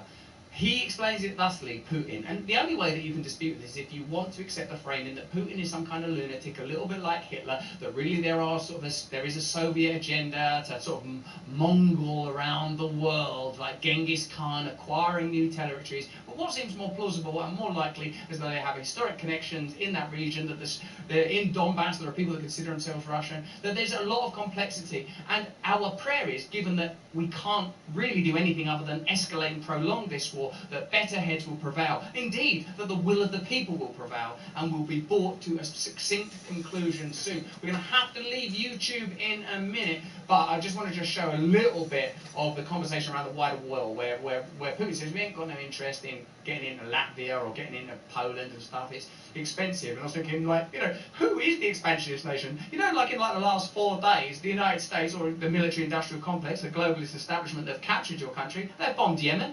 They bombed Syria. They won't rule out bombing Iran. Who's the military expansionists here? You think NATO is worried about this becoming a global war or a nuclear conflict? At least that's what they're talking about. And they're trying to intimidate their own population with an imaginary Russian threat. This is an obvious fact. And thinking people, not Philistines, but thinking people, analysts, those who are engaged in real politics, just smart people understand. Even if you disagree with every single word I've said, all of my analysis, I would completely respect that, but would you not say that it's absolutely vital that you're able to watch this stuff for yourself? Doesn't it seem weird to you that YouTube have banned Russia Today, that only platforms like Rumble will include this stuff? Now listen, we're going to leave YouTube in a minute, but we're broadcasting so much more. We've got so much more content. We've got content about the deep state. We've got content about the military-industrial complex. We've got content about the legacy media. I want to tell you about our Awakened Wonder community, where we make additional content every single week, where we do live interviews with proper journalists. If you're watching us on Rumble, by the way, like and subscribe. It really helps us. If you're watching us on YouTube, you've got to come over. Now, you will have noticed that today I look a bit red. That's because I love the Brazilian Jiu-Jitsu, and sometimes I don't know if the Brazilian Jiu-Jitsu loves me. I've gone a little bit beat up and a bit smashed up today. But I'm lucky that I use Charlize, one of our sponsors, and a glorious one. Charlene, who started this company, good, solid American woman. She's on one of Biden's hate lists because she didn't respond too well in the pandemic period, and she's created this beautiful, toxic-free cosmetics brand. Toxic-free, so good this stuff is you could drink it. I can't because, as you know, I'm a recovering alcoholic, 21 years, clean and serene, thanks to the grace of God. This stuff's in high vibrational Italian glass, and this toner, I mean, it might sting now because of the jiu-jitsu stuff, but that's it. That's a shot in the face I'll take, baby. If you think you would benefit from these beautiful apple stem cells that work on human skin and rejuvenate. Am I looking rejuvenated? Am I looking rejuvenated? Did you know that I'm in my mid-70s? Were you aware of that? You can get a 25%. How much of a discount we're offering today? You can get a 25% discount for this, or, it's coming up to Valentine's Day, isn't it? Mad holiday, really. But if you celebrate stuff like this, or if you're a person like me that cares about your skin, go to charlize.beauty and use the promo code BRAND to get this beautifully packaged set of cosmetic products. There's a lovely moisturizer, there's a toner, there's lip balm. It's all fantastic, and I really appreciate these people supporting our show, because you know what? The British government tried to shut us down. The globalists at Alphabet tried to shut us down, but some people believe in freedom. Okay, thank you. So take advantage of that offer if you can. Now, thank you. 10 years younger, they're saying in the Rumble chat. If you're watching us on YouTube right now, start the countdown. If you're watching us on YouTube, guys, you're going to have to click the link in the description, because we've got more fantastic analysis. We're going to be talking about the pipeline, mainstream media. Why are the...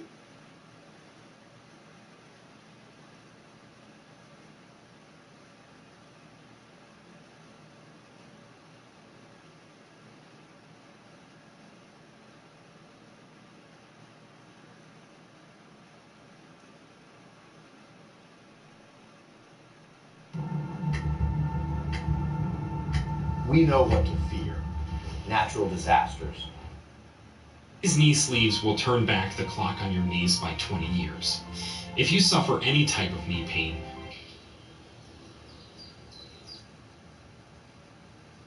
views from you, you're going to have to welcome them, embrace them, and hold them in your heart, because this is our way through this. This is it. It's time for us to wake up. It's time for us to wake up. Let's have a little look at discussing propaganda together. But I'm confused. I mean, that's the biggest act of industrial terrorism ever, and it's the largest emission of CO2 in history. Okay, so if you had evidence, and presumably given your security services... That's such a small point, isn't it? Like, this is like the globalist establishment saying, climate change is the most important thing. Lock everybody in their house forever and create 15-minute cities. Blow up that pipeline, it would be ever so good for the war, just blame the Russians for it. Intel services, you would, that NATO, the US, CIA, the West, did this. Why wouldn't you present it and win a propaganda victory? In the war of propaganda, it is very difficult to defeat the United States, because the United States controls all the world's media and many European media. The ultimate beneficiary of the biggest European media are American financial institutions. Don't you know that? You start to get a sense why the legacy media and the state and the corporatist state don't want you to see this. So it is possible to get involved in this work, but it is cost prohibitive, so to speak.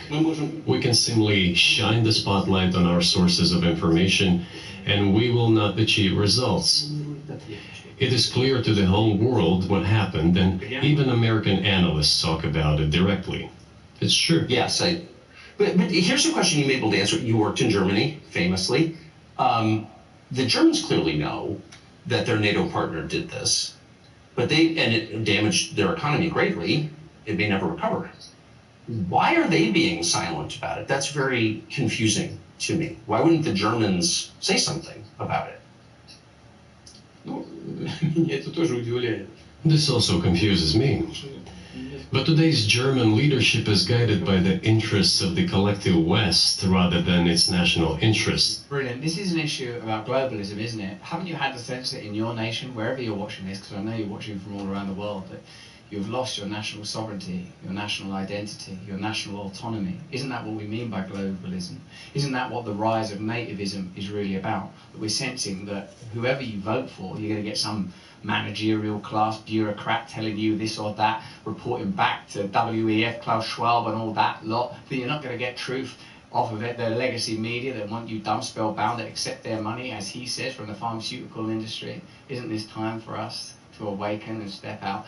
Remember that you can become an Awakened Wonder, where we do additional content. We can join us for conversations. We had a brilliant video, if I do say so myself, that we made about Terence McKenna. You aware of Terence McKenna? I'd say he's a philosopher who will come a lot more to prominence in coming years. We did a little video about personal authority, like that you don't need people telling you what to do. You may voluntarily join academies. You may seek gurus and teachers and guides. You might want to get an apprenticeship or a craft or a trade or a profession, but you don't need centralized authoritarians telling you what to do. In fact, I made this video, and we've got a little excerpt of it now. Have a look at this. Tell me if you're into this thing. It's about 10 seconds long. Is it about 10 seconds long? Play it in. I haven't got real. 1 second. Well, that even for me, that's short. Yeah, go on. Drop it in. Thanks. That's good. Play, please. Can you? Let's get back to the minute. Reject authority. Authority is a lie and an abomination. Authority will lead you into ruin. It's not real. There's a bit of animation by After School, brilliant YouTuber After School, and we analysed that content and Terence McKenna's ideas about personal sovereignty, deism, theism. You'll love it. It'll awaken you right up. You will adore it. That's up now for our awakened wonders. It might be up. Anyway, join us. Join us. Some of the like fundamental questions that get asked are like, why would the US even involved? In fact, can I watch now? I'd love to see John Kirby and Sky News' reaction. This is like, have a look at the legacy media going into meltdown and panic and trying to legitimise their censorship. I think this is John Kirby, is it, this one? This is a White House press briefing. Watch this carefully. The border. We'll let senators work that out. The president, at the top of the clip, can you play from the top? Right, say it again, guys. The border. We'll let the that support for Ukraine. Do you have any concern that Tucker Carlson's interview with Vladimir Putin could further erode support for Ukraine in the United States? Look at him have to formulate an idea. So he's got to now stress that there's a reason that we shouldn't see a journalist interview Vladimir Putin. You know, there's a bit in there where Tucker asks about your man there, the journalist, is it Gerskovich, the journalist, the American journalist that was held in Russia. That was an interesting moment. One of the things that you'll never hear at a White House press briefing is Gonzalo Lira. What happened to that dude? American journalist in Ukraine, predicted he'd die in prison, did die in prison. Extraordinary, because what he was reporting is, hey, this democracy that you're spending billions on is not as democratic as you might think. For example, they've banned elections. Is that democratic? They're taking control of all media out there. Is that democratic? They're doing deals with BlackRock to rebuild the country. Like, when we're talking about propaganda, remember, Zelensky turned up on the Golden Globes. I mean, that's propaganda. And do you remember when he was on there? Do you remember who he thanked? It wasn't like it wasn't actors. It was J.P. Morgan. It was BlackRock. Are you beginning to get a sense where power truly lies? When you hear Vladimir Putin say, we talked about Russia joining NATO, which is odd because obviously NATO only exists to be aggressive and to bug out the former Soviet Union, he said, when Clinton offered the opportunity for Russia to join, Clinton went back and someone told him Russia ain't joining NATO. That's interesting, isn't it? Almost as if there's an ulterior or superior force that are not accessible to you and I, who are masked by the media. I'm not talking about any a form of identification connected to ideologies, any ideology other than dominion and power and finance. This is what you have to watch for. This is what you have to watch for. Do not fall into the traps of hatred. Remember the deepest principles of whatever faith that you hold on to. Love and kindness and compassion. But this doesn't mean that we're not alert. Let's keep watching this dude.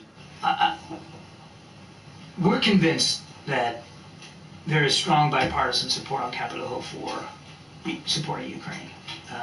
And we know there's efforts now to bring something up onto the Senate floor for a vote that would have Ukraine, Israel, Indo-Pacific, and humanitarian assistance, supplemental funding in it, and without the border. But we'll let senators work that out. The president believes that support for Ukraine is critical, particularly right now, as Russia continues to try to hit their defense industrial base, continue to hit their units on that battlefront from east to south. So obviously what they want is to continue funding. Have a look at this British piece of propaganda from Sky News. It's owned ultimately by Rupert Murdoch, so I would say someone that's broadly speaking in support of what you might regard as a globalist agenda. You know, you or anyone else in your profession would say something like that on television. And then call yourself a journalist. And so he's definitely not a journalist. His number one enemy. Bill, great to see you. Thanks so much for joining me on this. But my first question is it okay for a Western journalist to do an interview with Vladimir Putin? Well, in theory, of course it's okay for a journalist to do an interview with Vladimir Putin. I wouldn't categorize Tucker Carlson as a journalist. He's... Notice this. When what you're saying is true, they'll attack you. If what you're saying is true, they will attack you. Remember, where is Julian Assange right now? We're doing a special report on Julian next week. Did someone answer that question? Who won this T-shirt? Who told us why Julian Assange is currently in Belmarsh prison? Let me know. Come through with that. Just give us a bit of paper and tell me who we're giving it to. Whoever tells us first why Julian Assange is in Belmarsh. Now continue that clip if you can from where it was. Thanks, guys. If you can. Shall I press play? The way I categorize him as an influencer. He's been very explicit about his support for Putin. When he was a Fox News host, he was actually quoted as saying that he's on Russia's side versus Ukraine. That isn't what he said. In fact, Tucker Carlson very plainly and explicitly said, I'm here because I love America, not because I love Putin. And he's not an influencer. That's an attempt to be derogatory. An influencer is like, I don't know, Paris Hilton or them Kardashians or whatever. Tucker Carlson is, I reckon, based on my conversations with him, a kind of, I'm guessing here, so I don't want to, make any errors, but kind of conservative, kind of Christian, kind of liberal in the sense of the word that people should be like left alone, what liberal used to mean before it became this extraordinary expression under the guise and neologism of neoliberalism, where it became about authoritarianism. Apparently, in order to protect vulnerable people, authority has to be asserted that doesn't benefit vulnerable people at all, but just offers opportunities for enormous centralized control. And I don't think you or anyone else in your profession would say something like that on television and then call yourself a journalist. And so he's definitely not a journalist. But of course, if any journalist were to go there and ask Putin tough questions, I think that would be very appropriate. What did you make of the interview? Well, I think the interview was pretty much a Putin idea. Putin is at an important crossroads right now. The United States Congress is trying to decide whether to release $63 billion for Ukraine. There are people in Congress on the right of the Republican Party that don't want to release the money. And Putin didn't come up with the idea for this interview. It's ridiculous. It's preposterous. Those of us that are involved in independent media know exactly how this works. It's really difficult to get an interview with someone like Vladimir Putin. He would have been aware that he was talking to someone that was going to be broadly sympathetic, i.e. not Jen Psaki at MSNBC News, who would cut out all of that. Do you imagine if this was going through the filter of CNN or MSNBC, you would not get this. Well, of course, Bill Clinton changed his mind. Well, of course, the deep state control. The CIA blew up Nord Stream pipeline, even though anyone who's paying attention can see that it was indeed the CIA, or at least affiliated groups, that blew up the Nord Stream pipeline. This is propaganda. This is the propaganda that you should pay attention to. Of course, there's every possibility that it was propaganda. I'm saying don't trust no propaganda. Trust your own intuition, your own instincts, and demand your own autonomy. One of the questions that's absolutely vital is, why are the US involved at all? Do the United States need this? What for? Thousands of miles away from your national territory. Don't you have anything better to do? You have issues on the border, issues with migration, issues with the national debt. More than $33 trillion. Aren't these the kind of observations that seem like plain common sense? Why exactly, when there is so much infrastructural concern across the United States, when so many of you are unhappy with how your country is being governed, billions and billions, trillions and trillions of dollars being spent abroad on what are plainly commercial escapades on behalf of a globalist elite, why in the UK are we choosing between two political parties that are plainly representative of the same globalist interests? I've said it before, but I'll say it again. Rishi Sunak, the Prime Minister, was part of a hedge fund called the Theleme Partnership that invested in Moderna prior to the pandemic period. I'm not suggesting anything more clandestine or malfeasant than opportunism, but he certainly won't reveal what profits he made from it.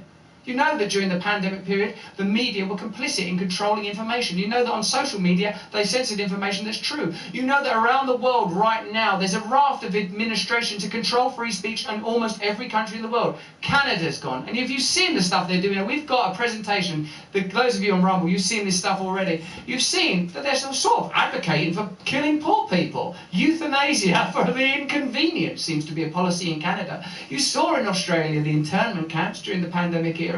It's pretty plain that Big Pharma has captured media that it's impossible to openly discuss excess deaths, adverse events, and again, because of the lack of conversation, it's impossible for us to reach verifiable conclusions. No one's doing clinical trials on subjects that are not profitable to Big Pharma because Who would pay for them? No one in academia is conducting those studies because who would pay for them? What we are observing, why this interview is significant, is it opens up an enormous fissure. Nothing less than the relationship between Tucker Carlson and his astonishing popularity and Elon Musk, whatever you think of him, and his bravery and willingness to publish this kind of content, are responsible for what is potentially, if not an awakening, then serious opposition. That's why we're on this platform, Rumble, because Rumble said we will let you speak freely. There are countless people on Rumble that I would disagree with, and I'm willing to talk to all of them. I'm excited to talk to all of them, because guess what? I don't want control over everybody. I can just about run my own life, run my own little family's life. I'd love to be part of a community where we democratically interact with one another, where we have a connection with our land, where we have a connection with our God, where we know that elsewhere there are people that have different connections with their land and their God, and we leave each other alone. Why are we being ragged around the world in order to fight profitable wars for people who think you're stupid, that think you're so stupid that they need to pre-chew your information and spit it in your mouth right away for you? Extraordinary. When it's full of hypocrisy and contradiction, when we're told that we should be scared of fascism and emergent new Nazi movements, when, well, look at this, for example. I mean, have you achieved your aims? No, we haven't achieved our aims yet, because one of them is denazification. This means the prohibition of all kinds of neo-Nazi movements. Pardon my English, what is denazification? What would that mean? Да, вот я как раз хочу сейчас об этом сказать. Это очень важный вопрос. Денацификация. That is what I want to talk about right now. It is a very important issue. Denazification. After gaining independence, Ukraine began to search, as some Western analysts say, its identity. And it came up with nothing better than to build this identity upon some false heroes who collaborated with Hitler.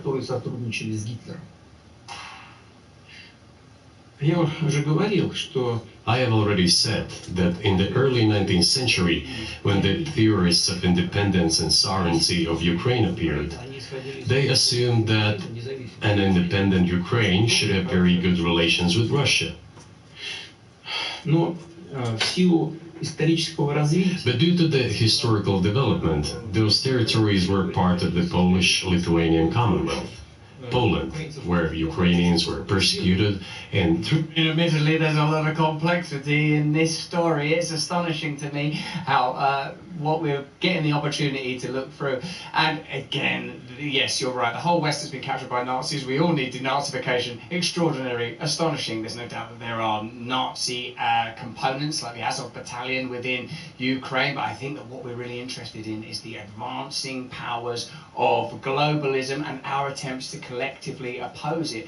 We must somehow be unified yet decentralized. We have an opportunity now, because of independent media, in spite of the obvious opposition and increasing attempts to shut it down, to oppose these kind of narratives.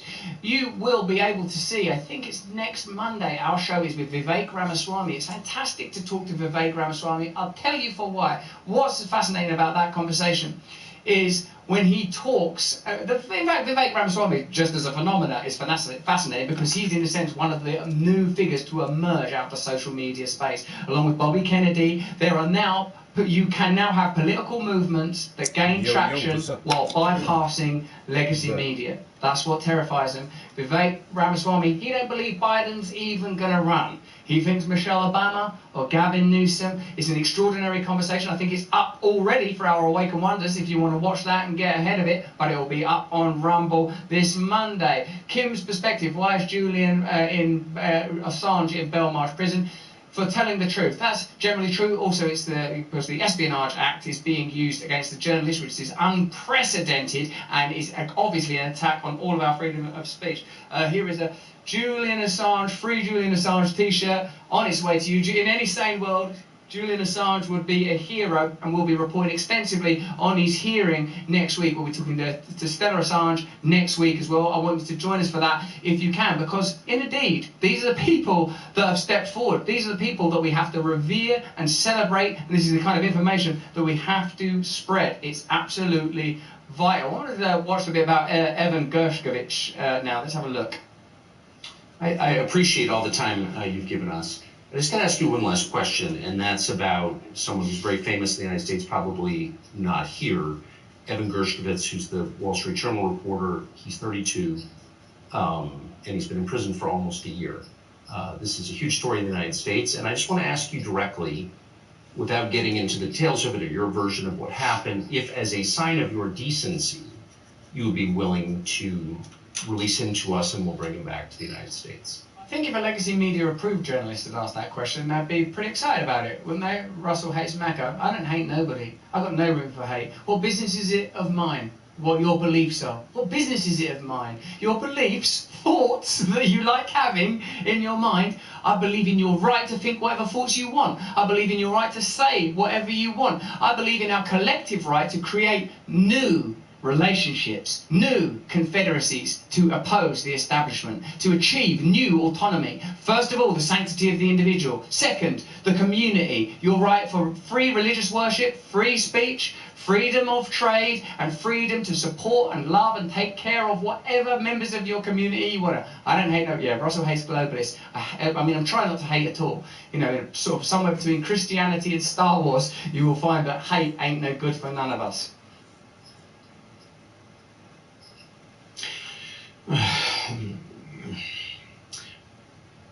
Мы столько сделали.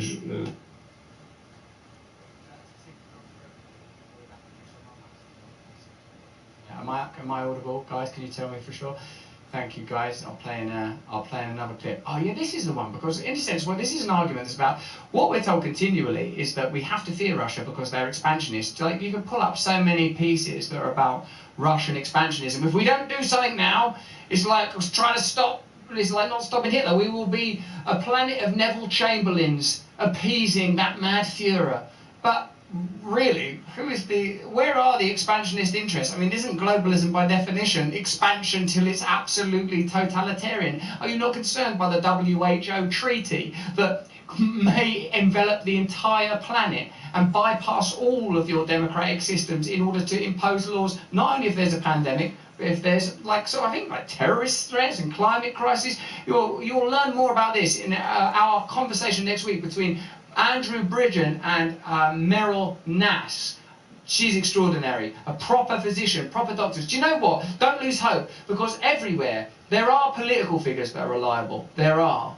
And they're operating within a deeply corrupt system, obviously. But there are doctors and physicians and scientists and geniuses of every hue that are waiting for this establishment to topple. And together we will move forward. Hey, let's have a look at this expansionism rap.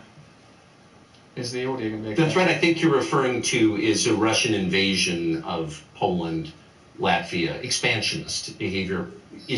Can you imagine a scenario where you sent Russian troops to Poland?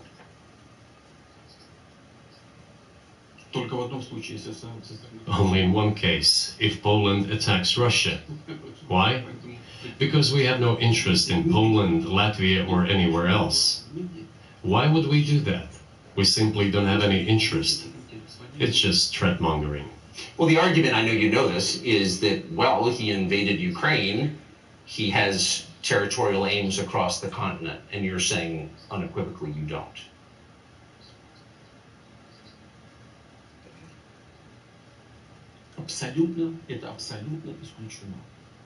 It is absolutely out of the question.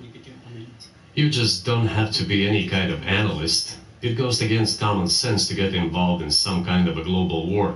It's terrifying how often your common sense and your instincts were correct. Hang on a minute, you can't have a war with Russia. Russia have got nuclear weapons. That's mental. Russia don't lose wars. What about Napoleon? What about Hitler? What about your sense that Russia won't be engaged in an expansionist project, but they're probably more interested in historic and regional disputes that are likely complex, in which it would perhaps be perfectly plausible for the US and the West to play a diplomatic role in the pursuit of peace, but advocating for and indeed funding through billions of taxpayer dollars ongoing hostilities that will not ever successfully end. For anybody, it seems like your common sense is closer to the truth than the legacy media establishment narrative. And you will find that again and again and again.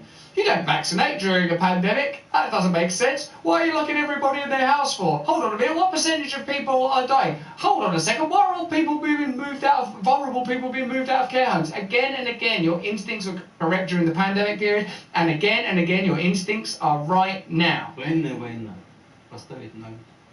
And a global war will bring all humanity to the brink of destruction. It's obvious. There are certainly means of deterrence. They have been scaring everyone with us all along. Tomorrow Russia will use tactical nuclear weapons. Tomorrow Russia will use that. No, the day after tomorrow. So what?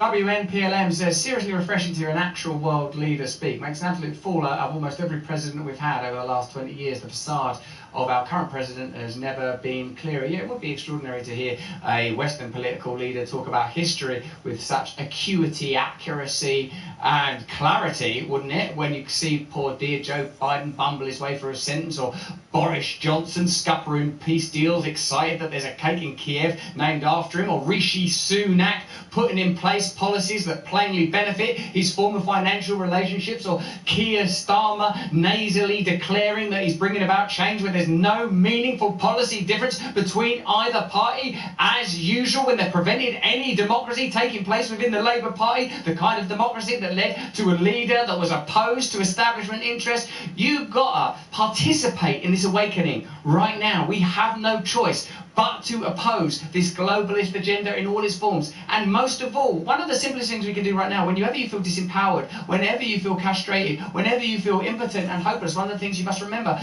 that your own personal awakening, your own kindness, your own attitude, I try and do this myself in my own stumbling, fumbling and failing way. We can be better, we can treat one another better, we can improve together, we can find ways of challenging their authority with dignity.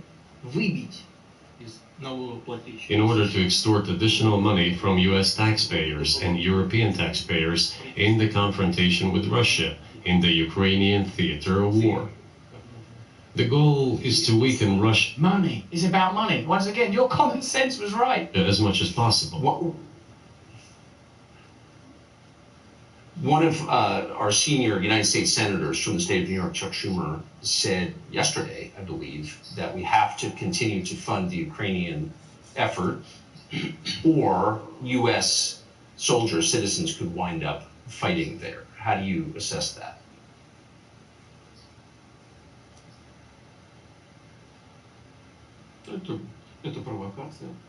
This is a provocation, and a cheap provocation at that. I do not understand why American soldiers should fight in Ukraine. There are mercenaries from the United States there. The bigger number of mercenaries comes from Poland, with mercenaries. Hey Russell, how come we're not reporting on Senate Bill 1409? I don't know what it is. If it's relevant, we'll report on it. There's nothing we won't discuss on here. Hey, I can do the Hallow ad right now, right live. Hallow is a brilliant new app that has thousands of prayers on it. They're Christian prayers. They do the rosary on there. It's absolutely fantastic. They do a variety of prayers. Since I've been investigating Christianity personally, I've been looking at the Hallow ad. They're one of our partners for this show. One of the guys who does the voices is Jonathan Rumi. Jonathan Rumi plays Jesus Christ in The Chosen. He's a brilliant, brilliant person. He's a brilliant actor. And he, before he got that amazing, life-changing part, was my body double when I was on the HBO show Ballers. So I can literally say, Jesus was my body double. But now he's reading prayers like the Rosary, the Francis of Assisi prayer, the Augustine prayer. There's loads of prayers and meditations on there. This app, Hallow, was set up by Mark Wahlberg out of all the movies and everything. He's a Christian, of course, a Catholic specifically. This is a lovely app when it's coming up to Lent for you to check out your love of the Lord. And even if you're not a Christian, maybe try, because I'm finding it very powerful and informative. There's a special deal available at the moment. We'll post the link in the description right now. Let me know if you like it. Yeah, Jesus was my body double. Westchester Monthly for a while. I enjoyed it. Hallow, yeah, with a W on the end of it. You know, like Hallow. Interview Jonathan. I love Jonathan Rumi. He's such a beautiful guy. I really, really love him. All right, let's get back to this stuff. Hallow.com. Oh, yeah, we use the code brand, because then they'll know the adverts work on our channel, and it will help us get more partners, and then we'll be able to build a movement where eventually we start getting involved in democracy. So it's Hallow.com brand. It's in the chat right now. Stick it everywhere. Yeah, this is live, Russell, says Sassel. /brand. Yes, Sazzle, this is live. Posting it in the chain where so they can read it with their eyes. So hey, listen, should we go back to that to that bit about expansionism? And interview Jonathan. I'd love him. Yeah, I'd love to have Jonathan on. He was beautiful. If I press play, is he going to come on where it was? Yeah. Mercenaries from the United States in second place, and mercenaries from Georgia in third. Yeah, we'll do it live. We'll do it live. Yeah, that was what I was doing. I was doing a Bill O'Reilly. Third place. Well, if somebody has the desire to send regular troops, that would certainly bring humanity to the brink of very serious global conflict. That makes sense, doesn't it? If there were US troops in Ukraine, that would bring humanity to the very brink of a global conflict. I think that's what gives us the opportunity to contextualize the nature of this struggle. Because I feel guilty sometimes, because I know Ukrainian people. I love Ukrainian people. West Ham recently had in Yarmolenko, a fantastic Ukrainian footballer. This is not about not loving and respecting the people of Ukraine. It's about recognizing the necessity for diplomacy, recognizing the fact that there was a treaty on the table that was covered by Boris Johnson in order, I think, to perpetuate wars that benefit the military-industrial complex and drain Russia on a global level because of a unilateral, unipolar, unipower globalist project where I believe that America, not you, you beautiful American people, but American globalist interests want to engage Russia militarily, engage China militarily, conquer Iran. We've got a brilliant video on this because of Iran's relationship with China. They want to shut down that little oil route.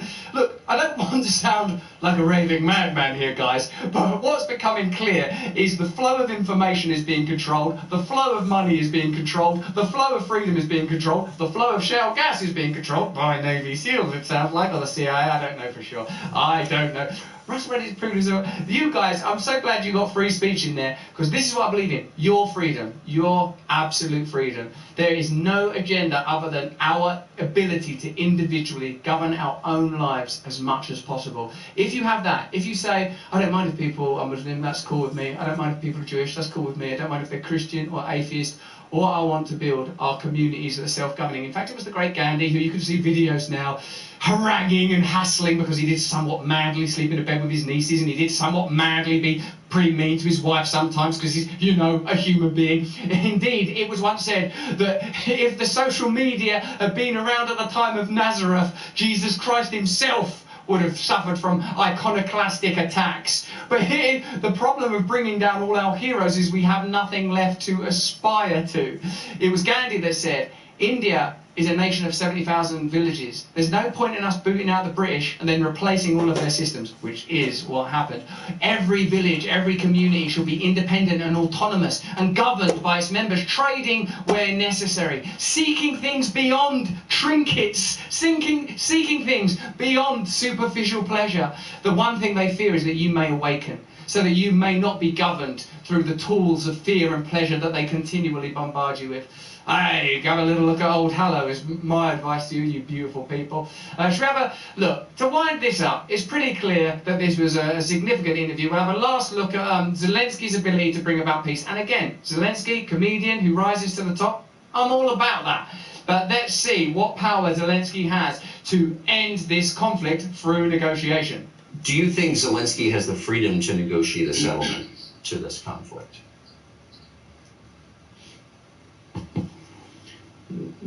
I don't know the details. Of course, it's difficult for me to judge. But I believe he has, in any case, he used to have. His father fought against the fascists, Nazis, during World War II. I once talked to him about this. I said, Volodya, what are you doing? Why are you supporting neo-Nazis in Ukraine today, while your father fought against fascism? He was a frontline soldier. I will not tell you what he answered. This is a separate topic, and I think it's incorrect for me to do so. Complicated stuff, obviously, but maybe you can discern for yourself the propaganda from the proper truth. And maybe we will be wise enough to see that propaganda is a two-way street. The CNN engage in propaganda, the MSNBC engage in propaganda, the BBC, Fox News, the New York Times, the Guardian. Propaganda for neoliberal, centralized authoritarianism and a globalist agenda. We saw that during the pandemic period. That's when we saw their true colours. Unless they believe in your individual autonomy, your freedom, your right to control and govern your own life, then what are they saying? And maybe we will individually use that personal sovereignty and autonomy to serve, to find a higher purpose that we find between ourselves and our Creator. That is the one true voice that we should be listening to. Not even my voice. I have barely enough power to control myself. Let's have a look at what the current president of the United States has been up to lately on button 18, guys. It's he's been, you might have guessed, having a bit of a time of it. Is this when he gets confused about where the pyramids are? Because both Mexico and Egypt do have pyramids. Could it be that? Is this a pyramid-based gaffe? As you know, initially, the president of Mexico, Sisi, did not want to open up the gate to allow humanitarian material to get in. I talked to him. I convinced him to open the gate. I talked to Bibi to open the gate on the Israeli side. So what was he getting confused there about? God love him, bless his heart. He's trying his hardest, isn't he? He's trying his hardest to get through it all. He's not... Okay. I suppose in the great cosmic play, he's simply performing his own role.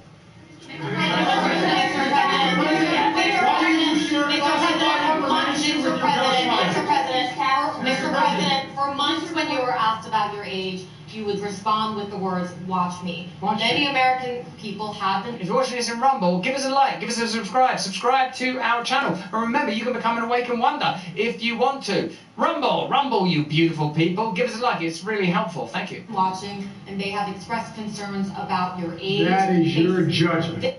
Zemta Seeger, have you pressed like yet? Have you joined? Have you subscribed? What about you, TS8169191? Have you subscribed? Subscribe. Who's a subscribe? Press the button. It helps us, baby. Press that button like you were dear Joe Biden fumbling over a panel of potentially war-inducing nukes. That is your judgment. That is not the judgment of the press. They express concerns about your mental acuity. They say that you are too old. Mr. President, in December, you told me that you believe there are many other Democrats who could defeat Donald Trump. So why does it have to be you now? What is your answer to that question? Because I'm the most qualified person in this country to be President of the United States and finish the job. Well, that's an extraordinary claim. The most qualified? No, I don't think so. That would be a really extraordinary lottery if by chance the establishment had delivered the most qualified person. Have you seen some of the astonishing people that are opposing him? I mean, God, even dear Marianne Williamson, who stepped out, rather have her. Bobby Kennedy, rather have her. There's a whole host of people. Bobby Kennedy's a man. I recognise that now. I was excited. Listen, guys, why don't you sign up, become an Awakened Wonder? We do additional content every single week, and you will be supporting our movement. We've got some fantastic shows coming up. We've got Vivek Ramaswamy on Monday, in which he says it's going to be Michelle Obama or Gavin Newsom. It won't be Biden, who claims to be the most qualified person in the country. Max Blumenthal's on the show on Wednesday. He is a journalist for Grey Zone. They're always trying to shut that dude down. He's got some views on the Middle East that are astonishing. You will enjoy them as well. And Stella Assange will be here on Friday as we participate in the campaign to free Julian Assange, a proper journalist who opposed establishment power. Remember, press the red button. Join us for meditations. Join us for early access to interviews. Join us so you can ask questions to the likes of Vandana Shiva, Bobby Kennedy. If you have doubts about Bobby Kennedy, join us and ask him those questions yourself. Or Vivek, join us when we talk to him. We are interested in people that oppose the establishment. Here's some of our new members. Their names are on the screen now. Hypnotrix, Sexy BLAK, Majar B, all of you guys, Rbird33. Thank you so much for being part of our community. The reason that the Putin and Tucker interview is significant is because information, if they could censor, they would censor, has reached us. You can now decide for yourselves how much you trust the globalists, how much you trust Putin, and how much you trust your own intuition and your own intelligence and your own connection to the divine. The reason we say stay awake, the reason we say stay free is because this is a pivotal moment in our history. This is our chance to change the world for ourselves and those we most love. This is our opportunity to reject their agenda. This is our opportunity to bind together. This is our opportunity to get real clever and smart right now, like we should have from the start. Join us in this movement. Click the link, click the red button, become an Awakened Wonder if you can. But we love you. We're all in this together. Let's unify now. See you next week for fantastic interviews, fantastic conversations, and fantastic streams. Until then, if you can, stay free.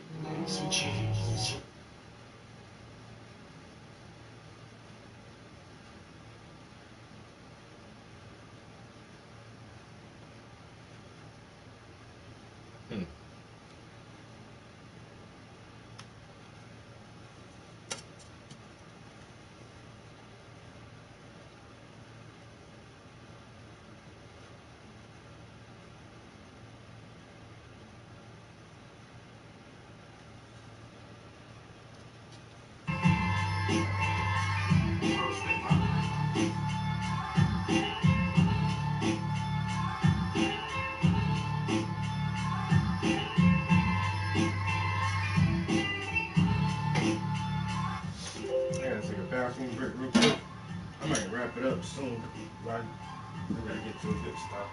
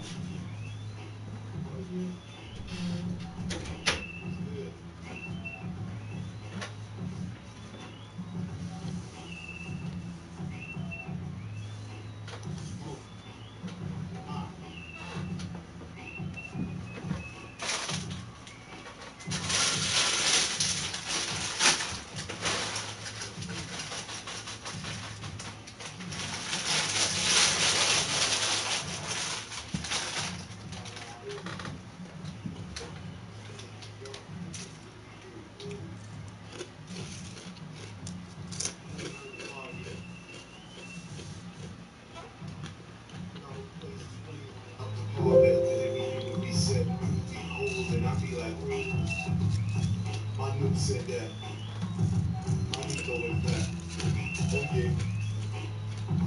If we could put a couple of tracks together, it might take all day, but hey, start off the alphabet. I'm feeling out. If they're not ready for the beta, check up on the data.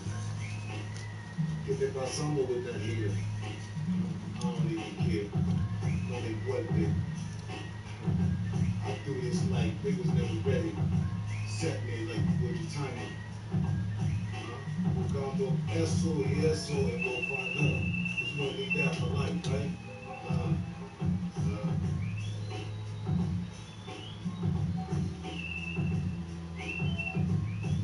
Give me what they did. What was I able to say in a certain way? My dog here wanna play sample with Pitbull. He is that soldier. Bruno.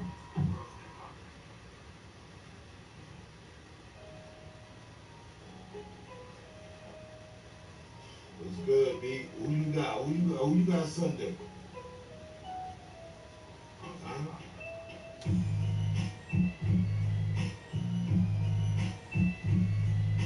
You on this side of the stadium or you across the way on the other side of the stadium? You got the Niners or the Chiefs?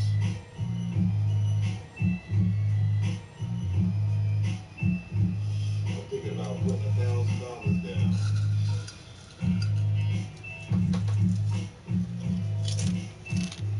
$1,000 bet.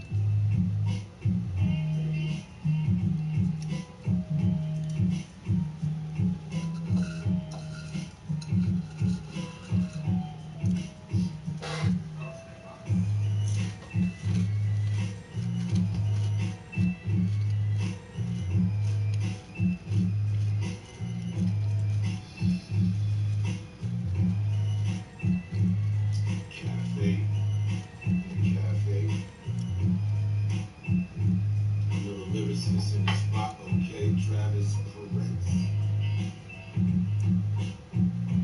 He's hit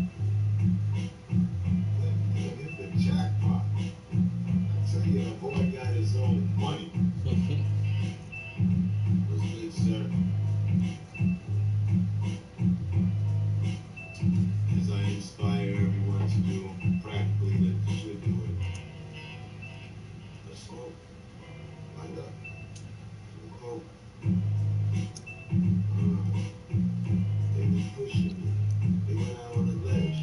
I provoked them on. I'm like, different with zoning. Be fired. Zoning. I hold that to me. Attention was paid by the fine that was left behind, and all the currency that came on a doubling was spent. Trouble them if I went to the distance. Walk the plank like a tightrope and don't even care about the resistance, whether it was firm or not. Check the level. This shit is shifting out. We're standing at the clock waiting for the narration to catch up. I did the sound circle. That's when we beat it up.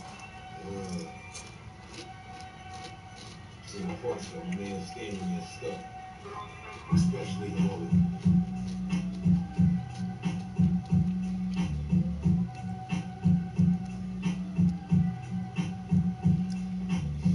We had some ideas collectively but never really knew it. But now I know it.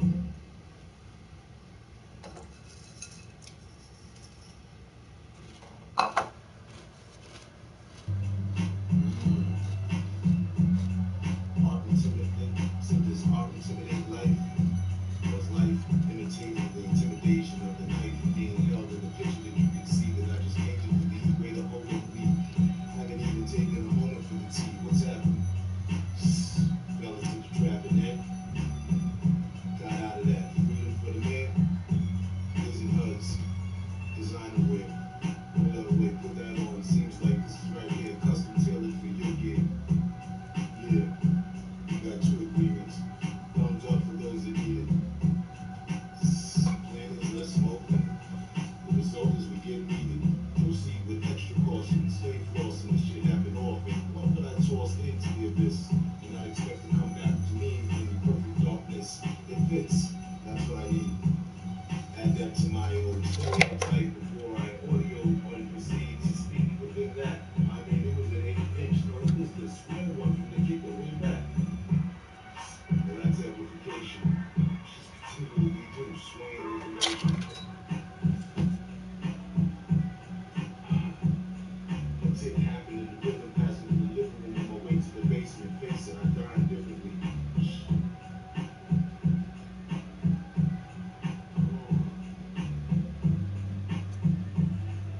So when you're looking for that wild card, I hope you think of me.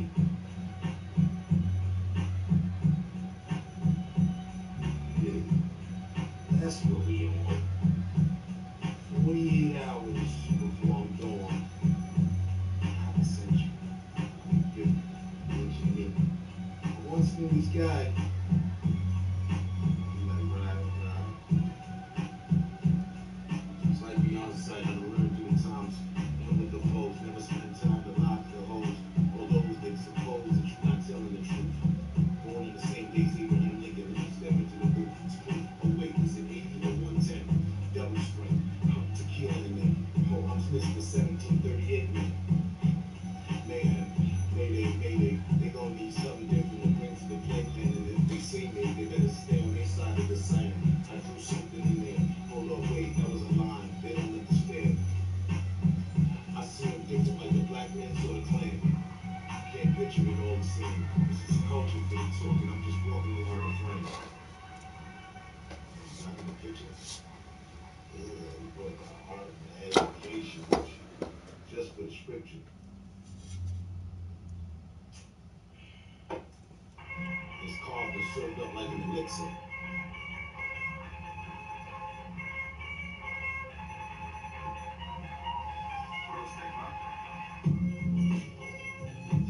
Master my description.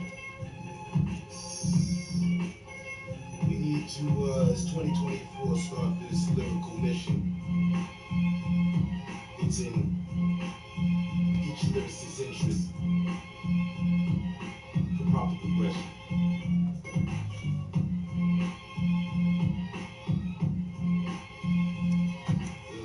Eyeball self and master will teach the others that say they a whole lesson, never half stepping.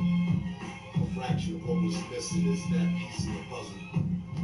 If you find peace within this puzzle of life, make sure you got the muzzle for your dog at night. Don't bark behind the fence and see the light when it's shining proper. Darkness will follow you like the shadow did. I speak like a father. Let me take it further. My heart will be in it from the start. What more can I add? Multiply the madness of the emotions after what was taking up the tribulations that then. Hold up, wait, that age so it expired. He bad, hold up, wait, where's my dad? See, man, I can claim to be easy because mom treated me crazy. Stay cool, bro. This here be a whole new show.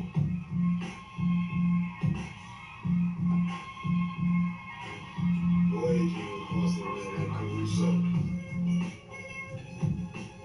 He did what he did, and I do what I do, so. Where's the seamstress? Seems so trist that it could happen this way.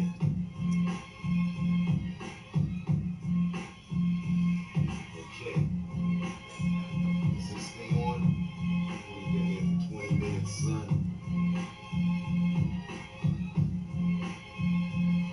Smile, you know what I mean? Thank God it's Friday, I feel good rap. Bars.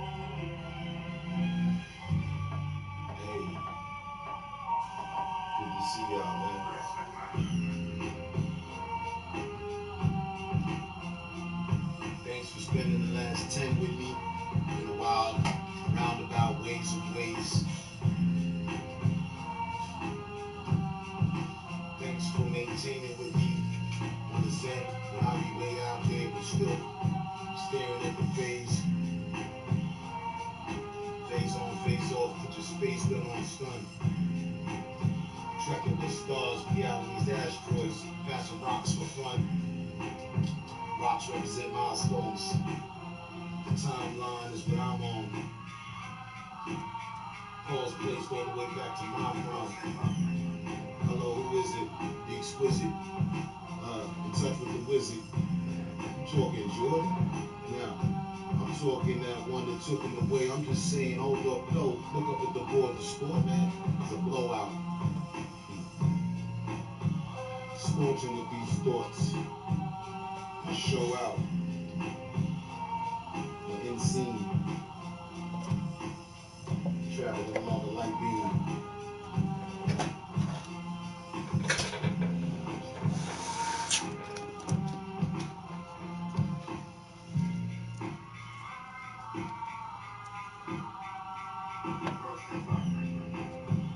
Manifest your dream.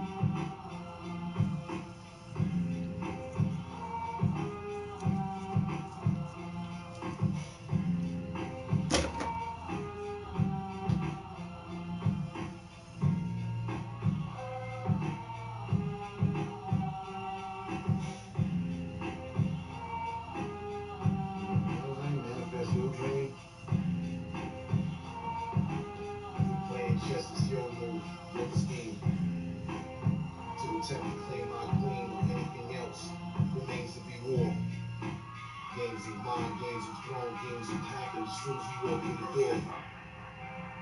We all out for game.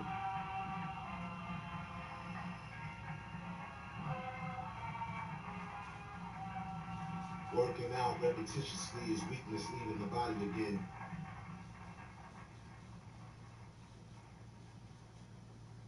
Indulging food for thought, but never off the license my organs.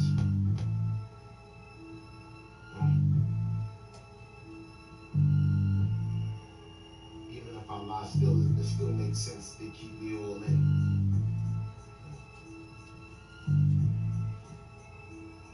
Oil and blood don't mix like water.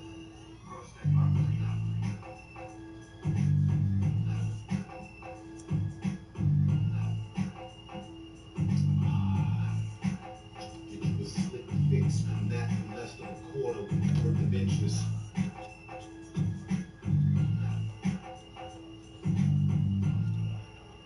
What happened? Must have missed. They frustrated and pissed. These cuffs don't fist. Can you loosen them? Ain't wishing for the roof with them. Who really got the juice for them? It's all Tropicana. Liquid moves in front of the scanner. More like mercury. Get the boiling point once brought to a certain degree.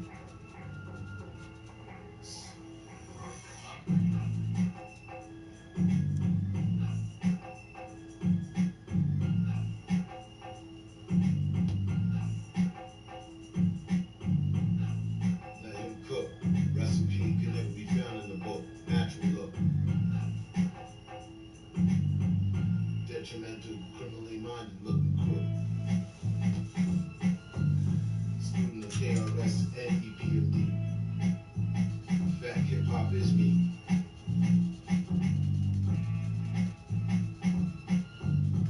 And we sing like, I just say this is real in French. Okay, you carry away. Put this on the parlay. Chill.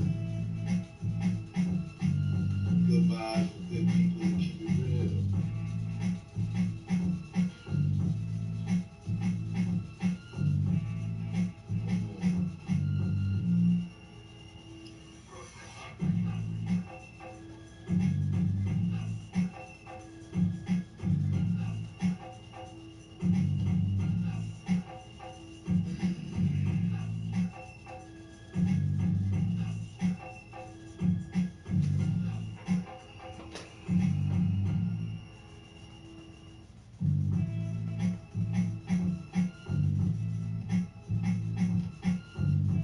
Anyway, aside from all that, man, how y'all doing? Oh, everybody's in good vibes. A good week. Look, we did it again. Made it to Friday.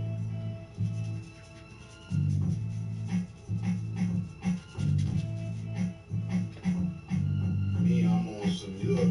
I did it again. 50th lap around the sun and shit.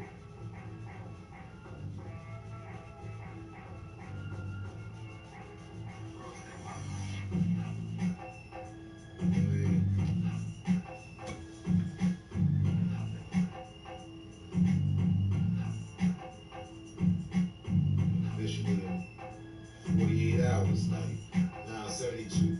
I'm gonna rushing things. On Monday.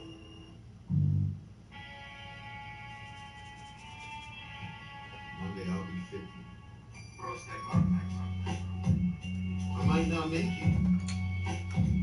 But, I mean, if I could go out on a limb and be something of like, you know what I mean? The gypsy of my own, I see 50 in my future.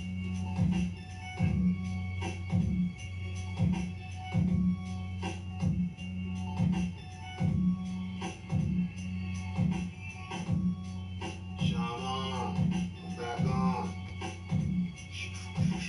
Transform.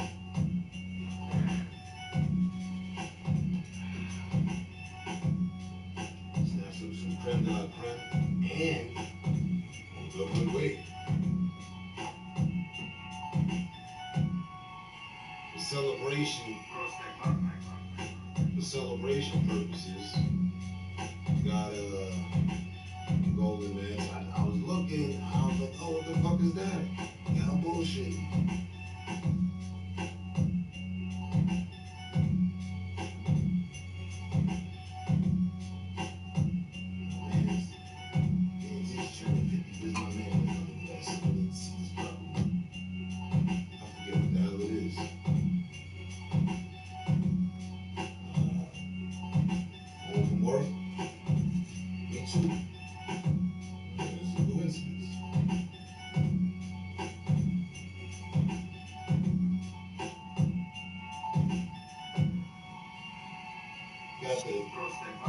Planted of grapes, infused flour,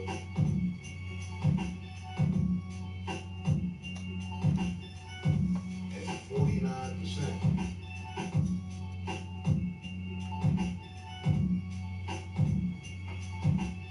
Wow, I've never heard of such madness. Sounds like, yeah, we're gonna snatch that. Because, the first time you came over, you brought the same thing, like. So my light went up on your behalf. Wasn't like, well, go with this. But again, still the same day of celebrations.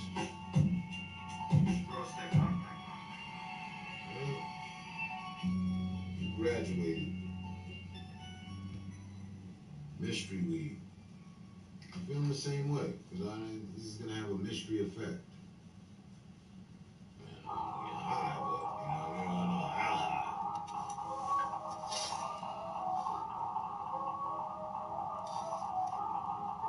So, congratulations. Graduating. Let's light some premium up.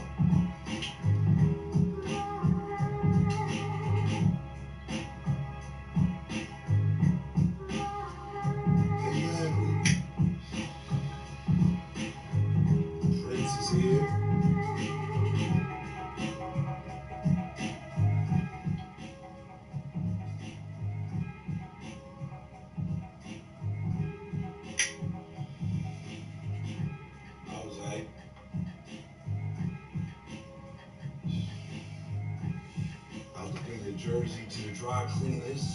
You know what I mean? Everything right. Coming up Sunday.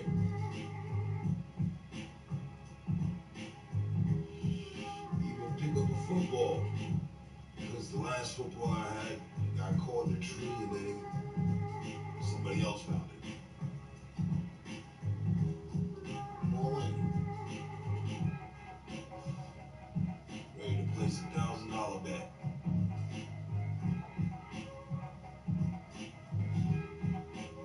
What'd you say? You should play. We're talking about the lottery. Might as well take a strike at that too. I'll swing at it.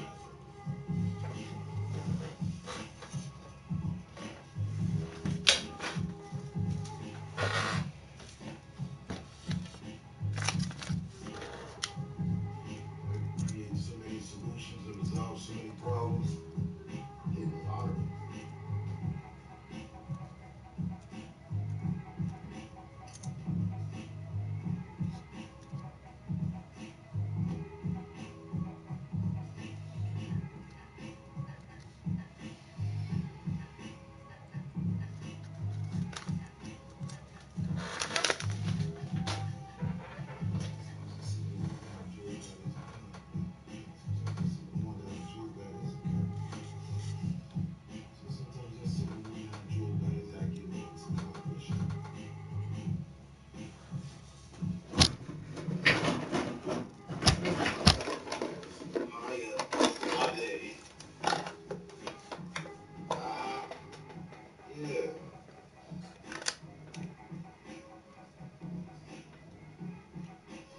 Passion fruit and shit.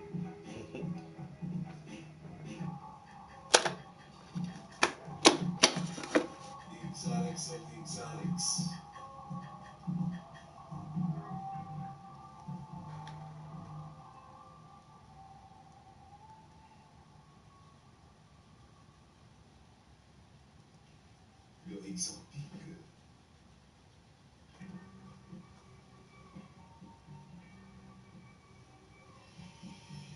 Ouais, c'est ça, mon belle, je me fous de l'exotique. Reste tourner avec moi. Je vais parler avec toi. Comme si t'étais ton, quoi. Ouais, vraiment cool comme ton blog. Je pousse une Cadillac avec une Daytona. Sur l'American, the Vincent spoke. Yeah, I spoke like that one time. Hold up, in your mind, what just happened?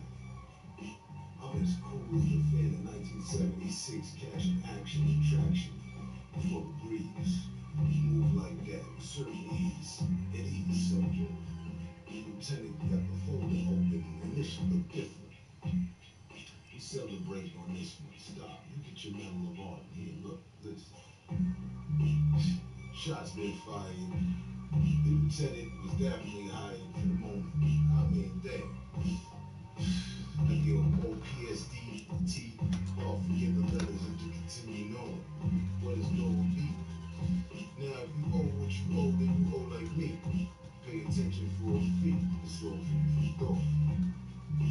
Rations passed throughout the platoon. What you brought, what you caught. Better have your hunting skills properly. You're like, oh, look, wait up. I'm like, nah, bro. To go against the grain is nonsense.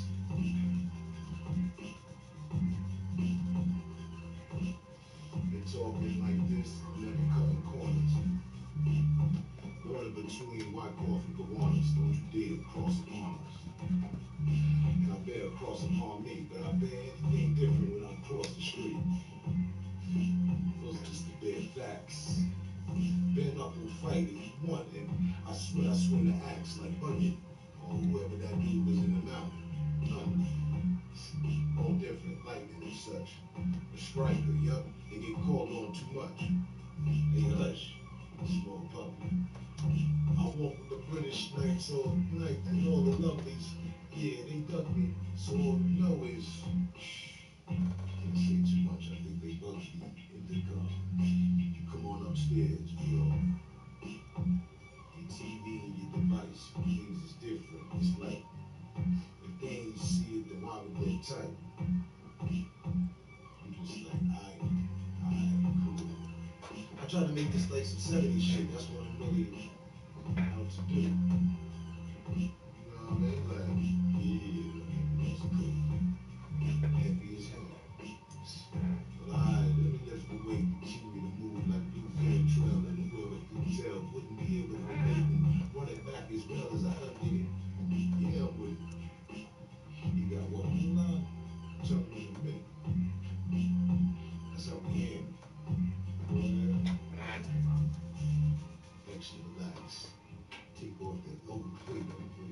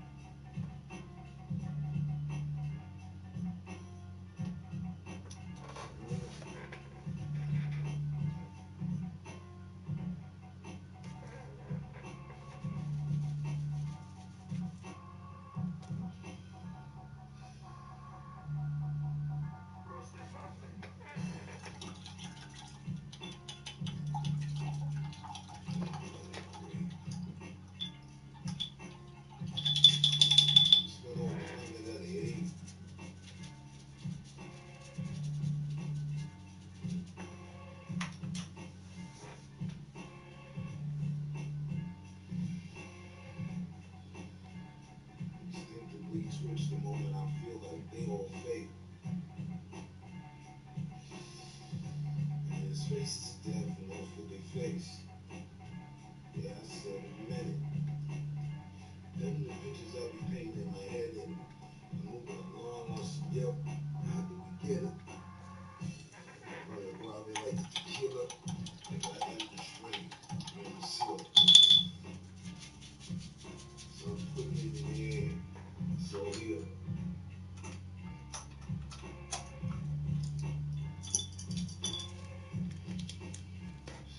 The illness to the conundrum we were having is that we weren't high, so now that we are, what have we more than just a star reaching within that? I mean, as I mentioned before, the anxieties of the strain got us where we are. Fact is, there's no artifact if there isn't someone to follow and teach the kids and raise by the village and such. Gotta light up a Dutch or at least light up a bomb or something else going on in James Bond.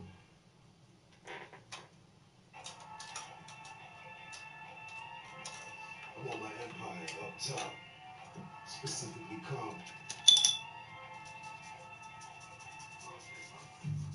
Staying at the service like a king. Lined up federal agents when I walk through right here.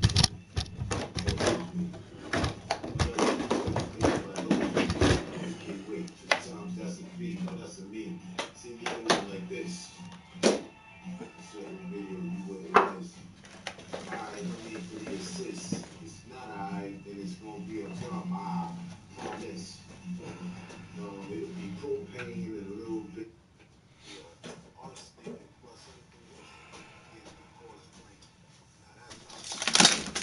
Wow. Wow, really? Damn, I just tripped a little bit. That's all I did. I'm about to take the whole studio out. Jeez. Alright, more careful. I always try to be super careful when I'm in this goddamn studio. Too much shit in here. This actually needs to go on the charger. Maybe if I close out some settings. Then I'm gonna plug this.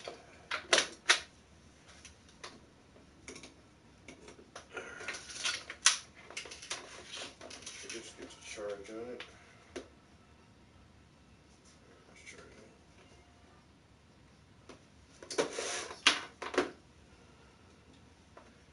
Alright. Appreciate y'all chilling in the studio with me. We got a good bit done. I don't like the arms on that one character in the back. I keep readjusting them. I don't like the forehead on this character right here. I think I'm going to bring the hairline down some, but I'm going to have to let that dry a little bit before I even work on that. This right here is like not blended enough for some reason. Alright, anyway. I feel like we got some stuff done. Yeah, and tomorrow I will be starting a new painting, a new commission work for a coworker and a friend of mine. So that's pretty cool. So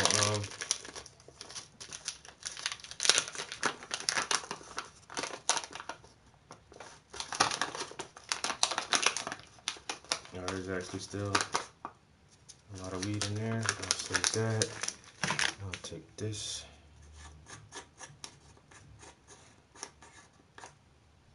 Take this with me. All right. Until next time, I'll catch you guys in the morning. Peace.